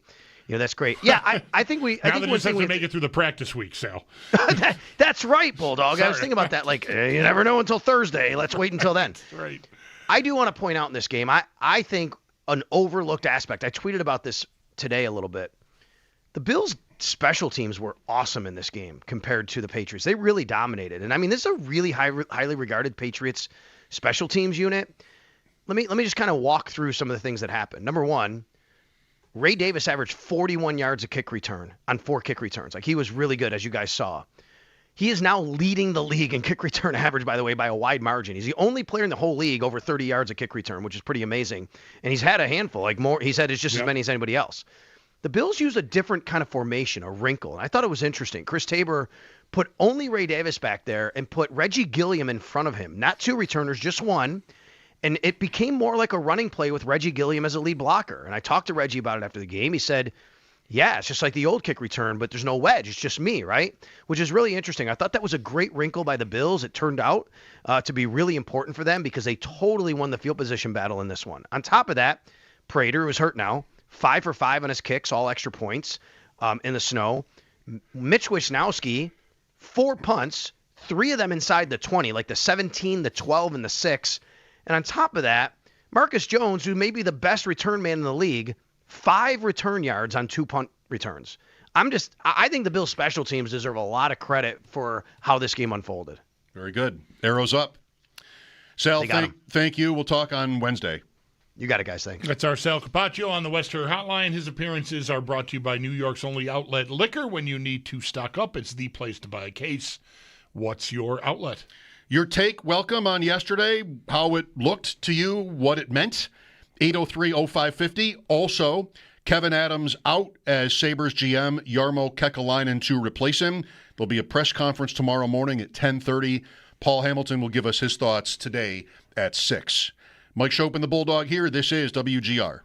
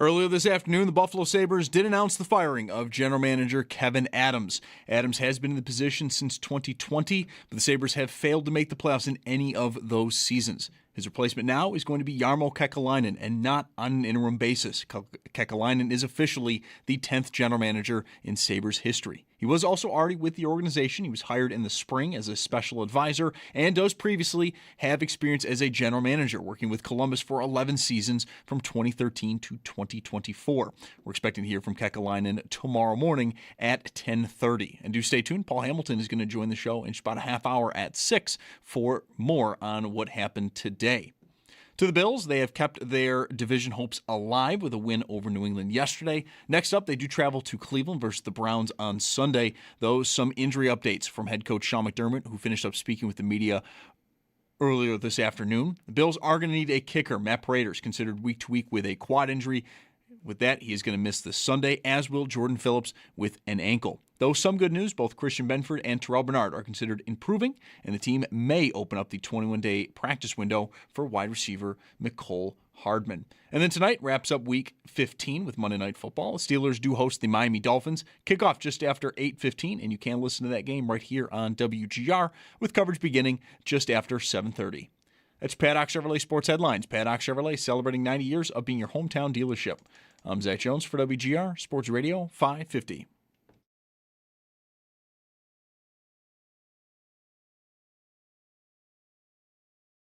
Phenomenal. Just his mindset. Let's start there. He's embraced a role that maybe he wasn't his initial goal, perhaps, right? And yet at the same time, he saw an opportunity and he took advantage of it, which I think is really, really cool to see. He's taken a lot of pride in doing well, and that kickoff return team, as you know, up until, I don't know, guesstimating 4 or 5 weeks ago, we hadn't had much in terms of field position, but of late, those guys are doing a phenomenal job. Coach Tabor, Coach West, and that kickoff return team overall. And then Ray's mindset has been top shelf, and very impressed with the game yesterday and how that helped us field position-wise. That was good. Sean McDermott on Ray Davis. Mike Schopp and the Bulldog here. Football Monday, 803-0550 with some Sabres talk mixed in. Kevin Adams let go as GM.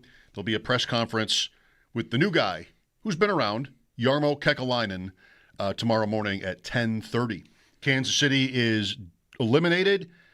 Patrick Mahomes tears an ACL. So too does Micah Parsons yesterday for Green Bay. The Chiefs are not going to the playoffs. The Packers probably are. And that's a big game changer there with his injury. Huge investment from Green Bay. And Cincinnati airballed against the Ravens yesterday, 24-0. They seem miserable. Joe Burrow continued his recent streak of sounding miserable. Yeah.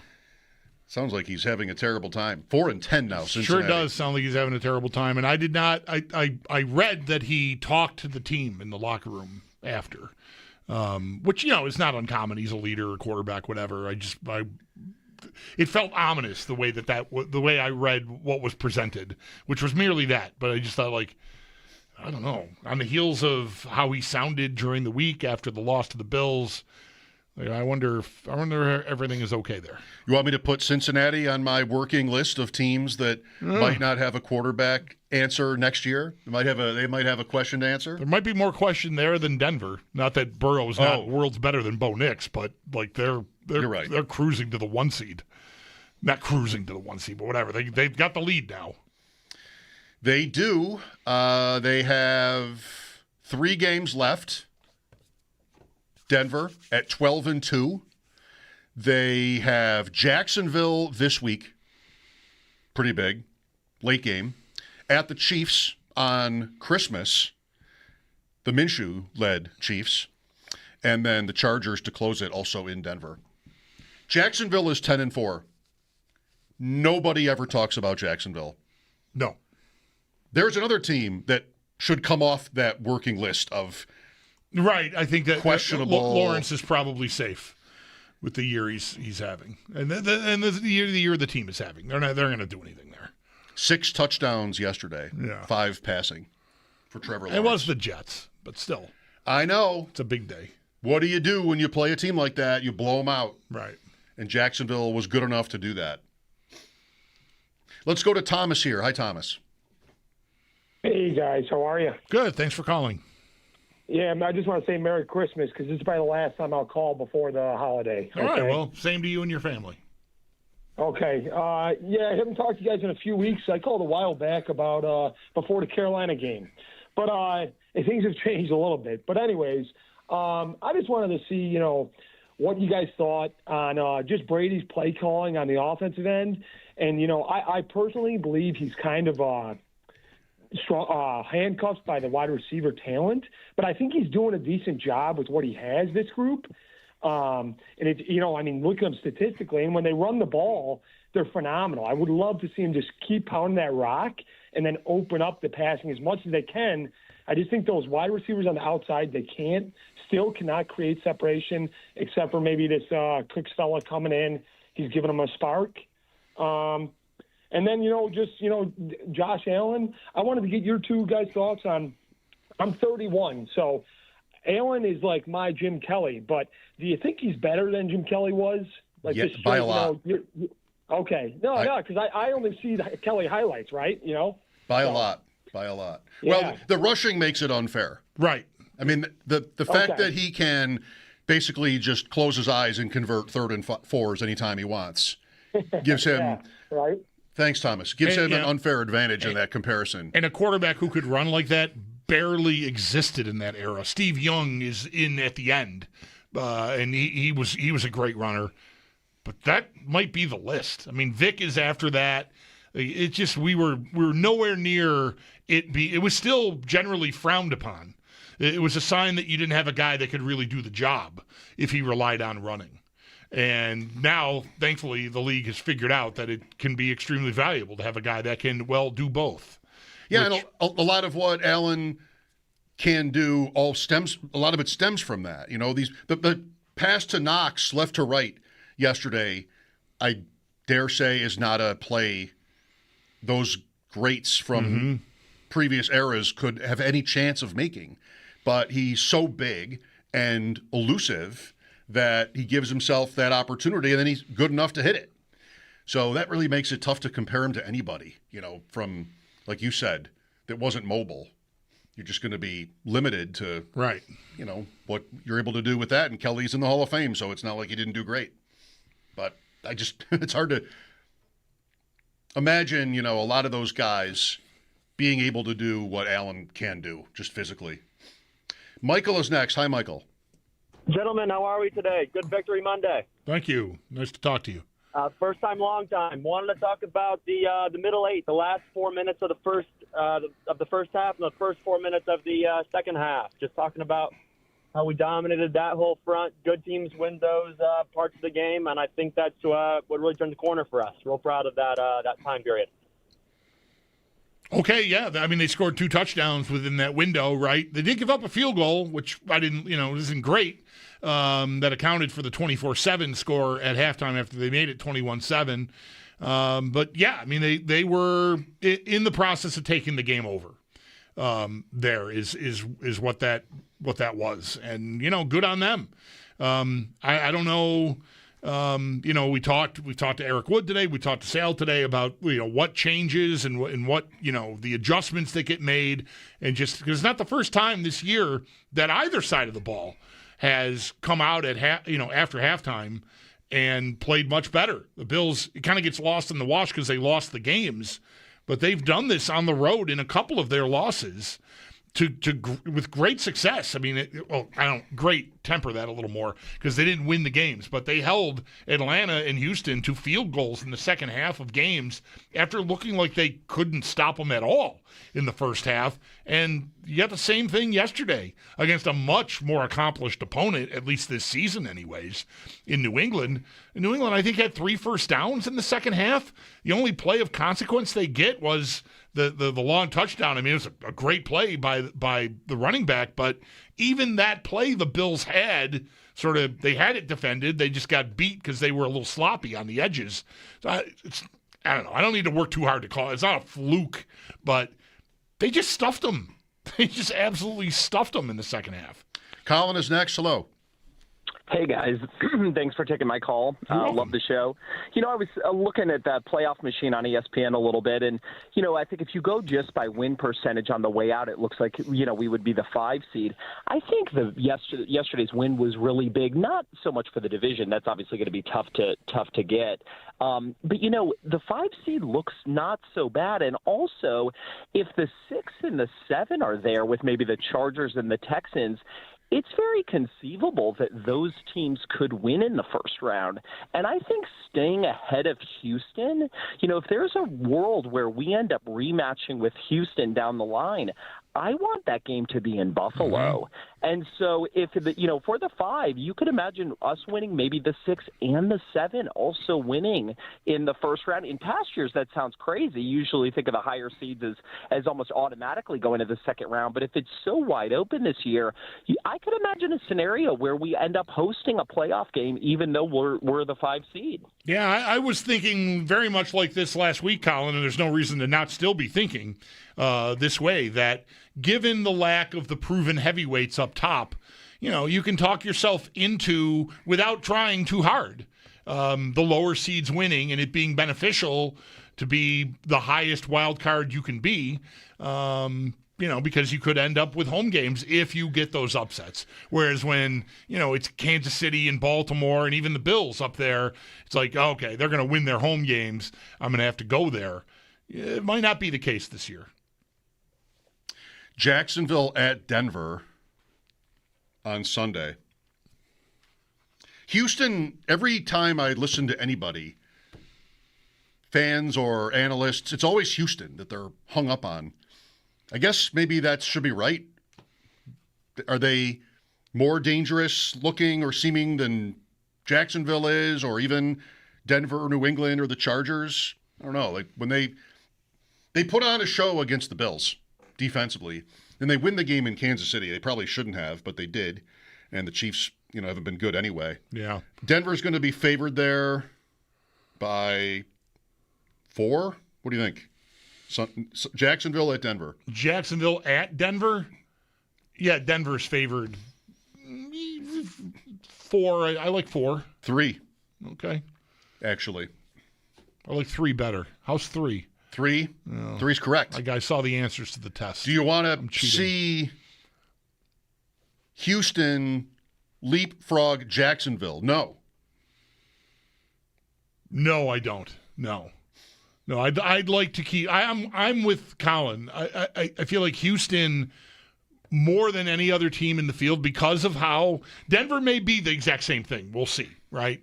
But they're up there, and I might get a chance to challenge that, but we'll see.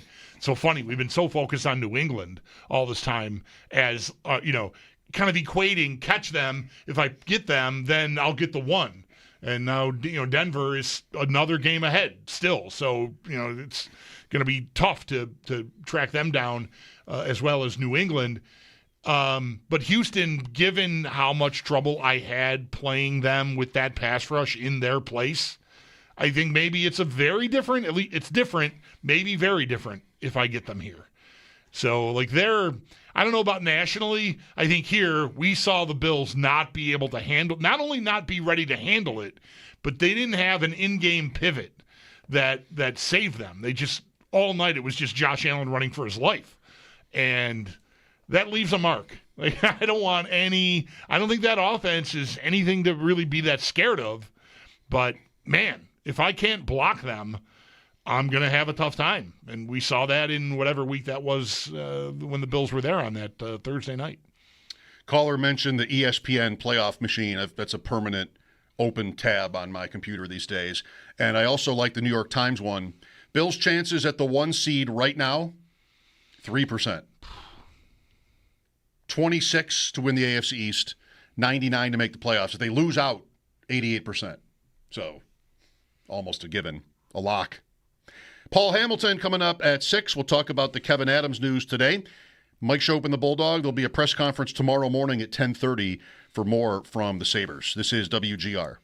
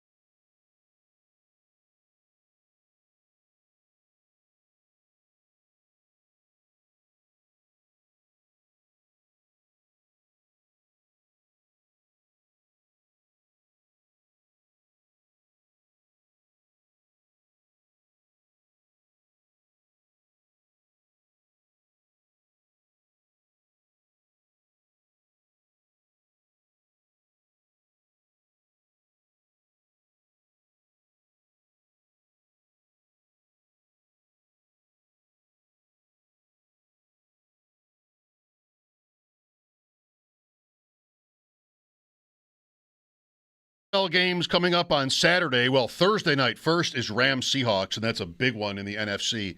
Saturday at 5 and 8:20. First, it's Philadelphia, Washington. Jaden Daniels shut down. Well, I warned myself on Friday with the picks. Just did not have a good feel for it, and the Giants pick. I said all the reasons to pick Washington and then didn't. So Philadelphia, Washington is the first game. Right, nailed it. And then Green Bay, Chicago is the other. And there are college football playoffs this weekend, but the two later games on Saturday, which run up against these NFL games, are one of them is Tulane. Ole Miss and Tulane. And then Oregon and James Madison. Right. Is the second one. You're able to miss those. The early game is Miami and who? Texas A&M. Yeah, right. That's at noon. And then Friday night is Oklahoma, Alabama, which,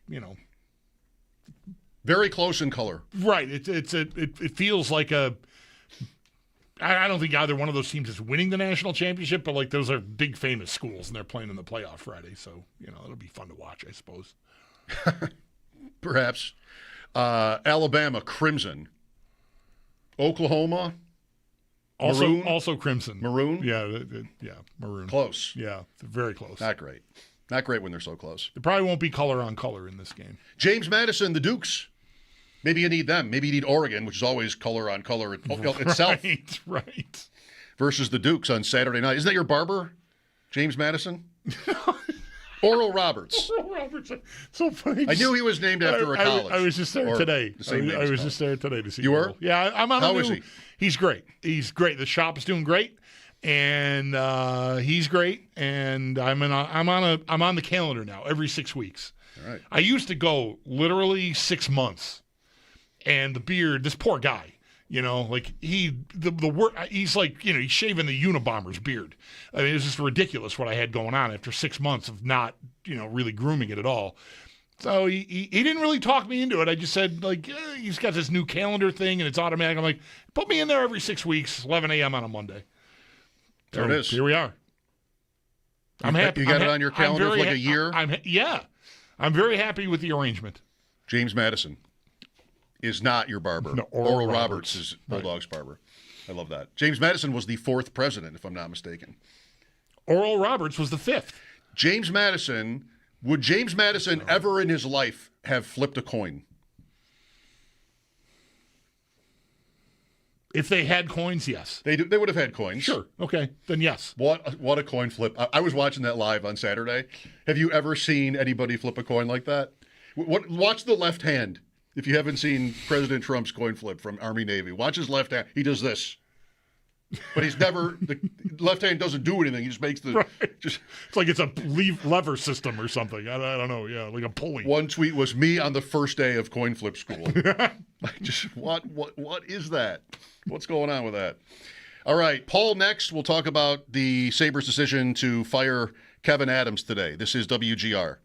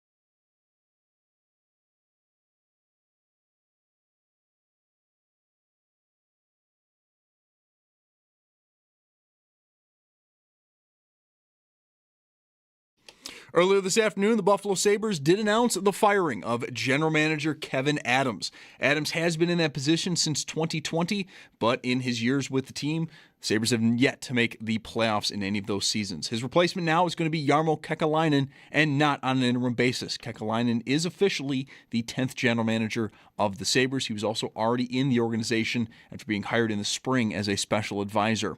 Kekalainen does have previous general manager experience, working 11 seasons with Columbus from 2013 to 2024. He is expected to speak with the media tomorrow morning at 10:30. Do stay tuned, though. Coming up next, Paul Hamilton's going to join the show for his thoughts on what happened today. And then for the Sabres on the ice, they are currently riding a 3-game win streak and will next be in action on Thursday when they host Philadelphia.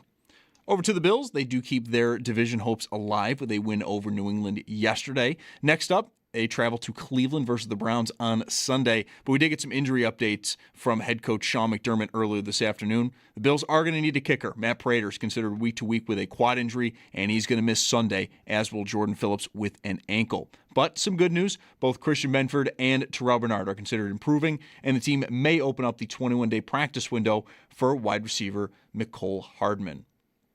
Tonight, though, we'll wrap up Week 15 with Monday Night Football. Steelers host the Dolphins. Kickoff just after 8:15. You can listen to that game right here on WGR. Coverage starts just after 7:30.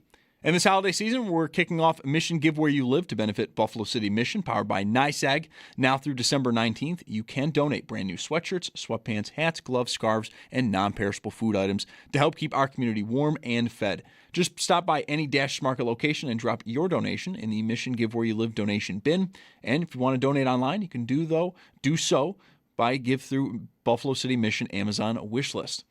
This is sponsored by the Barnes Firm and Dash Market, and you can get all your details at WGR550.com. It's Paddock Chevrolet Sports Update. Paddock Chevrolet celebrating 90 years of being your hometown dealership. I'm Zach Jones for WGR Sports Radio 550.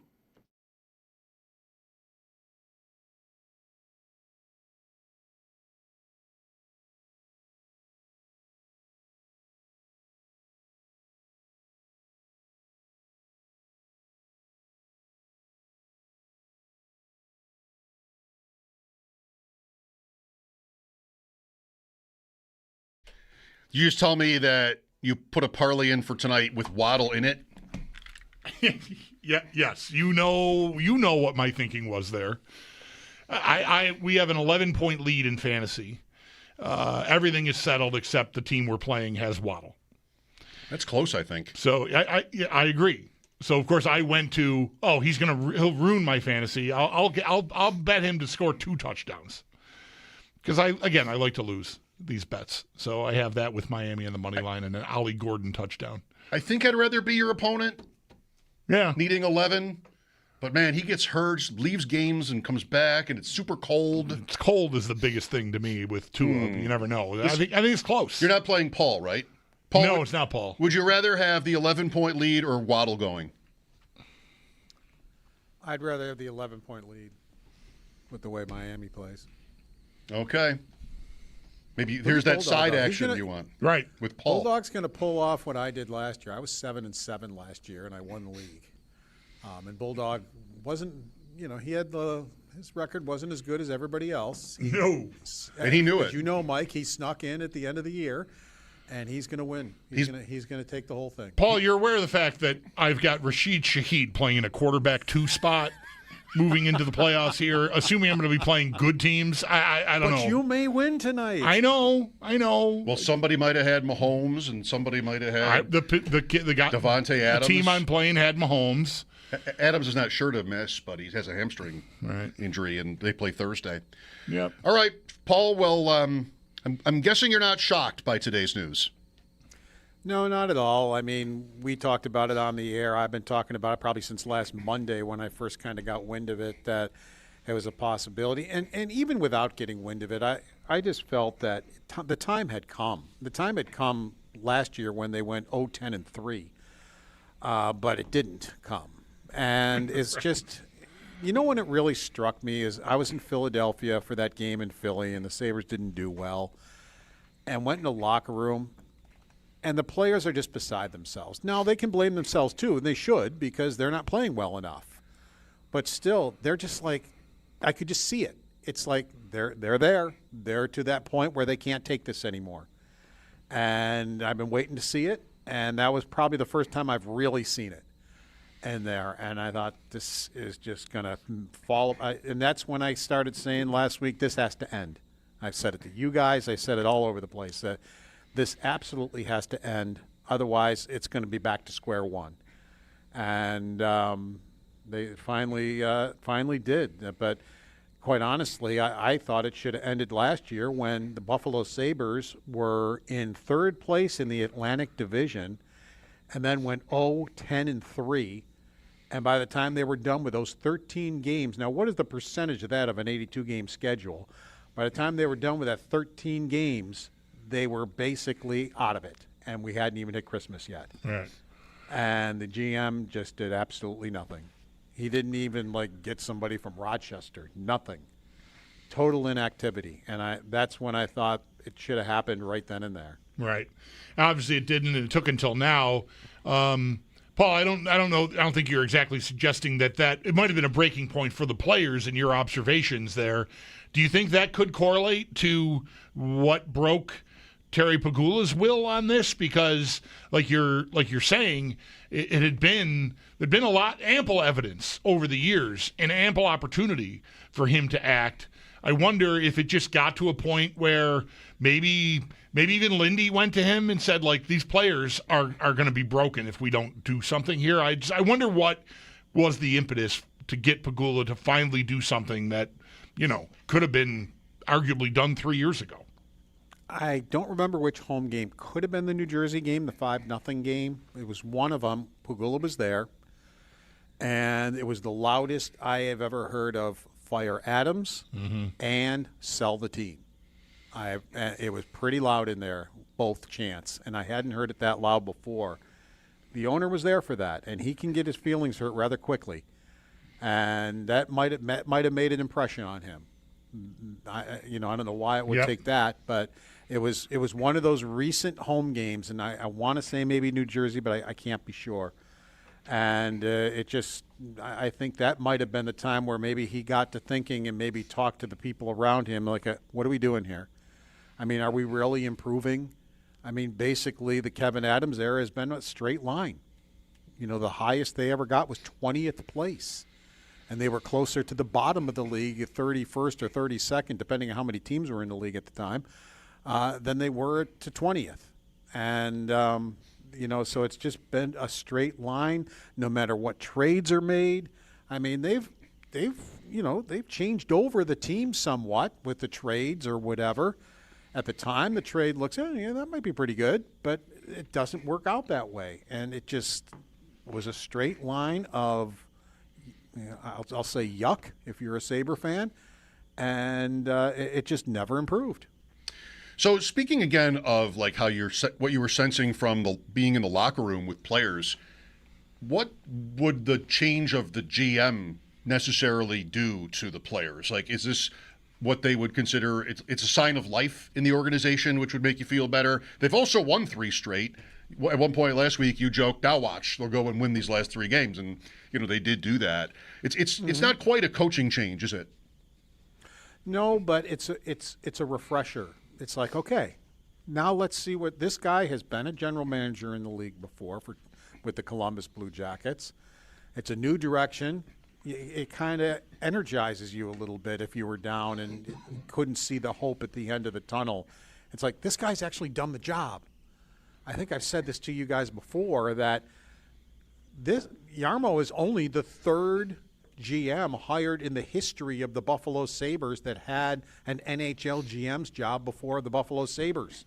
And the first one was the first GM ever, Punch Imlach, with the Toronto Maple Leafs. And the second one was Scotty Bowman, who was the GM with the St. Louis Blues during expansion. That's it. They're the only. We were debating this. This came up earlier, and I said I didn't think Scotty qualified because I'm thinking about Montreal, and of course there was Sam Pollock there with him, but it predates his Montreal time. All right. Mm-hmm. Yeah, that's it. I mean, so you just keep bringing inexperienced guys in and inexperienced guys in and inexperienced guys here, and this is what you get.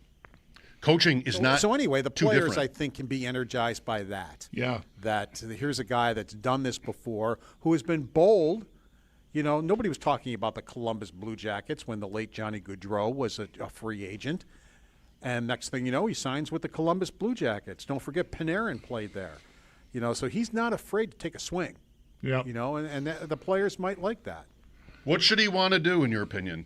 Like, where does this team need the most help? This team right now needs to sign Alex Tuck. They have to figure that out. Because if you don't, then he becomes a trading piece at the trade deadline, and I think that's an absolute disaster for this franchise, even with a new GM. So I think they have to find common ground with Alex Tuck, get off the fact that you think you have leverage, because you have none, and get the guy signed. Is it a contract? Do you want to sign a guy for 8 years who's will be 30 years old when the contract starts? No, but I think you've got to do it. I mean, the fans love Alex Tuck. And it's just something that you've got a salary cap that's going to keep going up. So I think you'll easily be able to fit this under the salary cap, even if you, quote, overpay him. But I think that has to be job number one before you start moving on to the trade deadline and figuring out what you're going to do.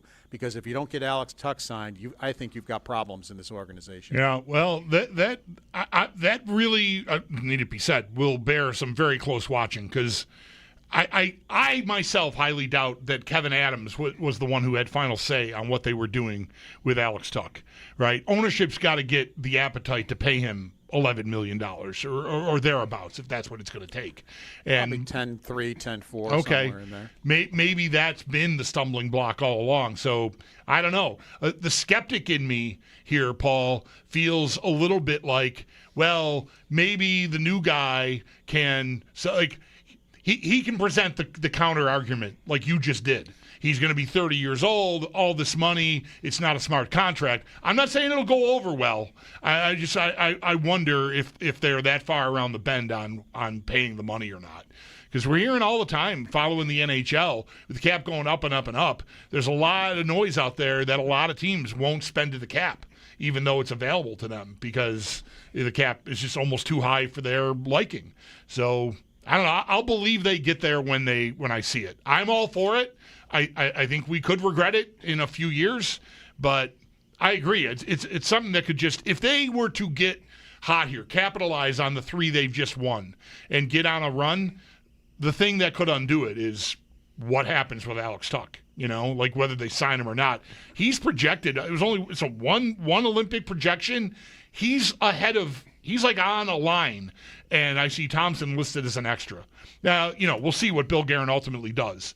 But, according to one person following this, Tuck outranks Thompson for the Olympic team right now. That's who you're trying to sign. In my mind, he does in my mind too. Yeah. Because he's a more complete player. Right. You can use him in more situations. So I would agree with that assessment. And the thing is, too, I think you can look at it this way also. Tage Thompson is a bargain at 7.1 or 7.2, whichever one it is. He's a bargain. So, maybe you got to pay Alex Tuck. Let's say you got to pay him 10.3. And if you're Terry Pegula, you think that's $2 million too much. Well, look at what you got Tage Thompson for. You're lucky you got him signed to that contract, because it would be a heck of a lot more if he had started scoring 40 goals before you signed that. So, I mean, you can also look at it that way, that, hey, we got a bargain here in Thompson. Let's get Tuck done and let's live with it. Yeah, you get the two of them for $9 million each. I think you just put your head down and say thanks for coming. Like a good deal for everyone. Right? Absolutely. Well, that'll come up tomorrow morning, and I also think, not sure what ultimately the role of the GM is in that, unless just one is a much better negotiator or can talk Tuck or his agent into a new position or something like that. Well, I think Bulldog has it right. Talk Pegula into maybe changing his position. Yeah, right. Maybe Kekalainen can talk about it. Well, you'd like to think maybe all of this has already been discussed, right? I mean, it's right. It's the Saturday Night Massacre, and President Nixon has Richardson. He's not going to fire Archibald Cox, so Richardson just quits, and he brings in somebody else. He fires that guy. Pegula must have a position on. Let's hope. Right. He has a position on Tuck, and maybe it changes. Maybe it doesn't. Kekalainen, Paul, you have a particular opinion of him or thought on him? It's interesting and maybe weird that he was brought in, many months ago as an assistant, and this kind of probably seemed to many like just ultimately what was going to happen. I think his title was senior advisor, is what they made it sound like he wasn't going to be around. Like, well, he's going to be out at Columbus. I'll tell you what, he's almost at every game, if not every game. I see him on the road. I see him at home. So he's been around. I don't know how much he's been in Columbus because I've seen Eric Stahl. I haven't seen him yet. I've heard one person that told me they saw Eric Stahl once. So I don't know what he's doing or where he's hanging out or whatever, but Kekalainen and I have seen a lot. So he's been engaged. He's been on top of this. And he's been around. Plus, he has been in Rochester to see some of the games down there, too, to get an idea of what's going on down there. Now, I think Kevin Adams watches the games, on his computer and stuff, but Kevin Adams really doesn't spend a whole lot of time in Rochester except during the playoffs. All right, so that's probably all good. Is he, in your mind, well respected? Like thinking of his Columbus years? Yes. Yes, he is. I've talked to people. There are a lot of scouts in the press box that you see and you hear regularly, and I've gotten a lot of people said he's very well respected around the league, and he also is a no-nonsense. Let's tell it like it is. Let's not sit here in a meeting and everybody tell me what I want to hear. Let's talk turkey here, and that's what he wants to hear. He wants to talk about a player and maybe hear an opposing view of what he might have on a player. He doesn't want everybody, well, that's good, Yarmo. That's really good idea. No problem, Yarmo. So he's one of those guys that, all right, let's sit down here and let's have some real talk. Well, I really I wish him well. I just think there's a lot to overcome here still. How do you feel about the season right now, Paul? They come home from this trip 6 points out of third place in the division, right? Montreal's got at 38. They're at 32. The wild card is a little further away.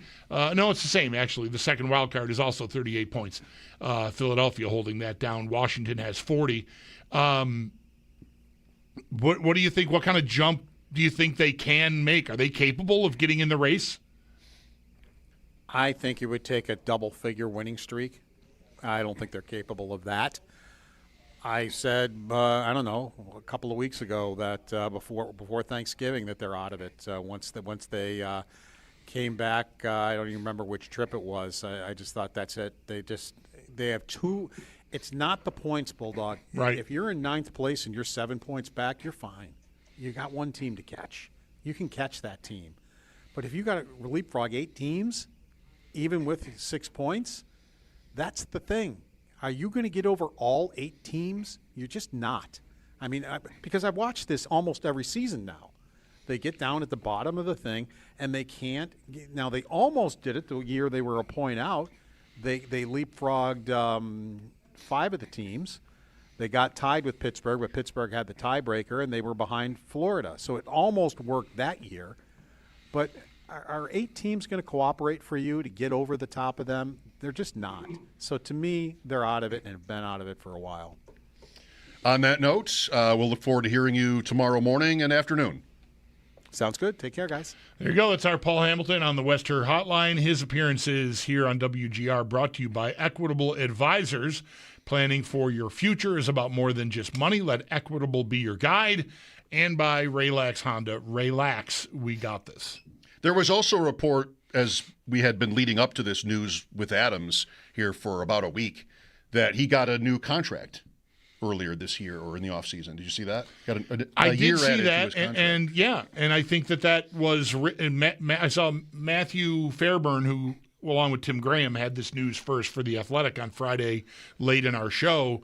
Saturday, I was watching Matthew respond to people on Twitter about the story, and in the story, it was mentioned, I think he just wrote it, that Adams had another year to go, and someone asked, I thought he was up.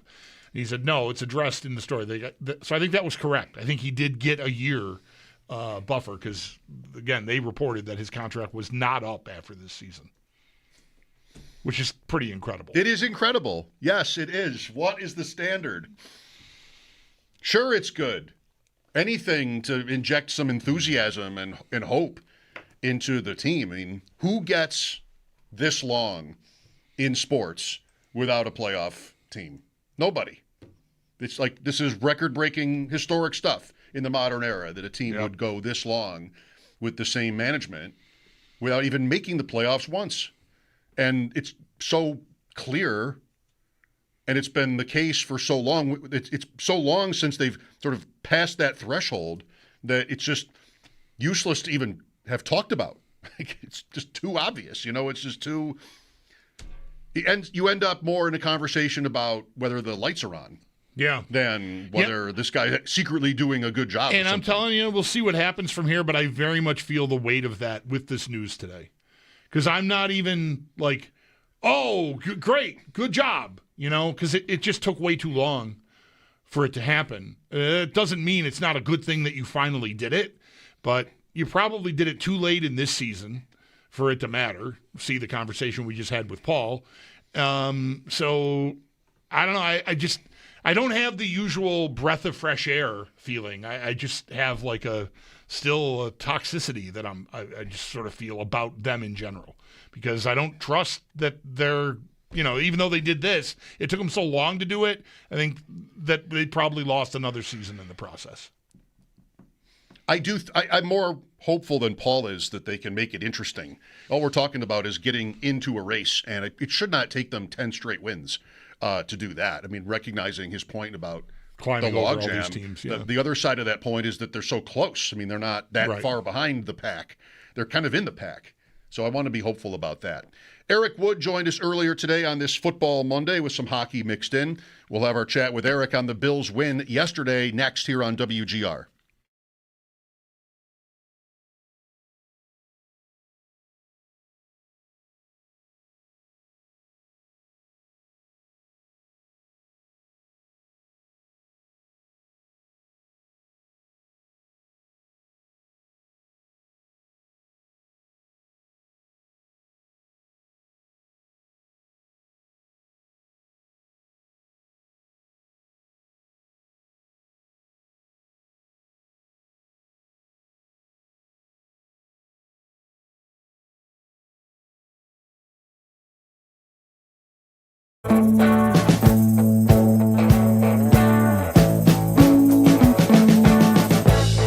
We've been living in sin so long, all the feels are gone.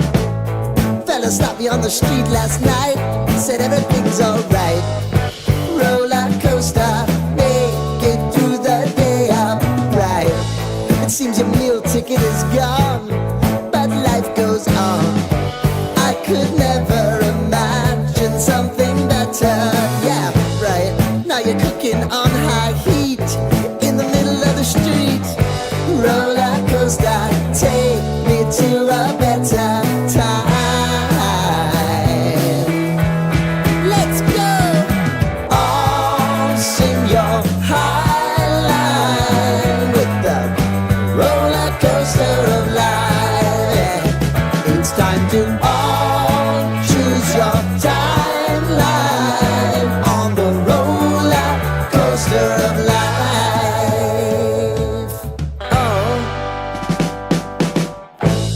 You seem to easily forget how to place your bet. When everyday life gets you down, you gotta steal the crown. Got to own it. Don't bitch and moan about it, please. God forbid you scrape your knees, and it's nothing to sneeze at. Oh, I've told you over and over again. You gotta get both hands around it and make your own plans. Roller coaster, it's taking over, it's about time. Oh, all sing your high line on the roller coaster of life. You've got to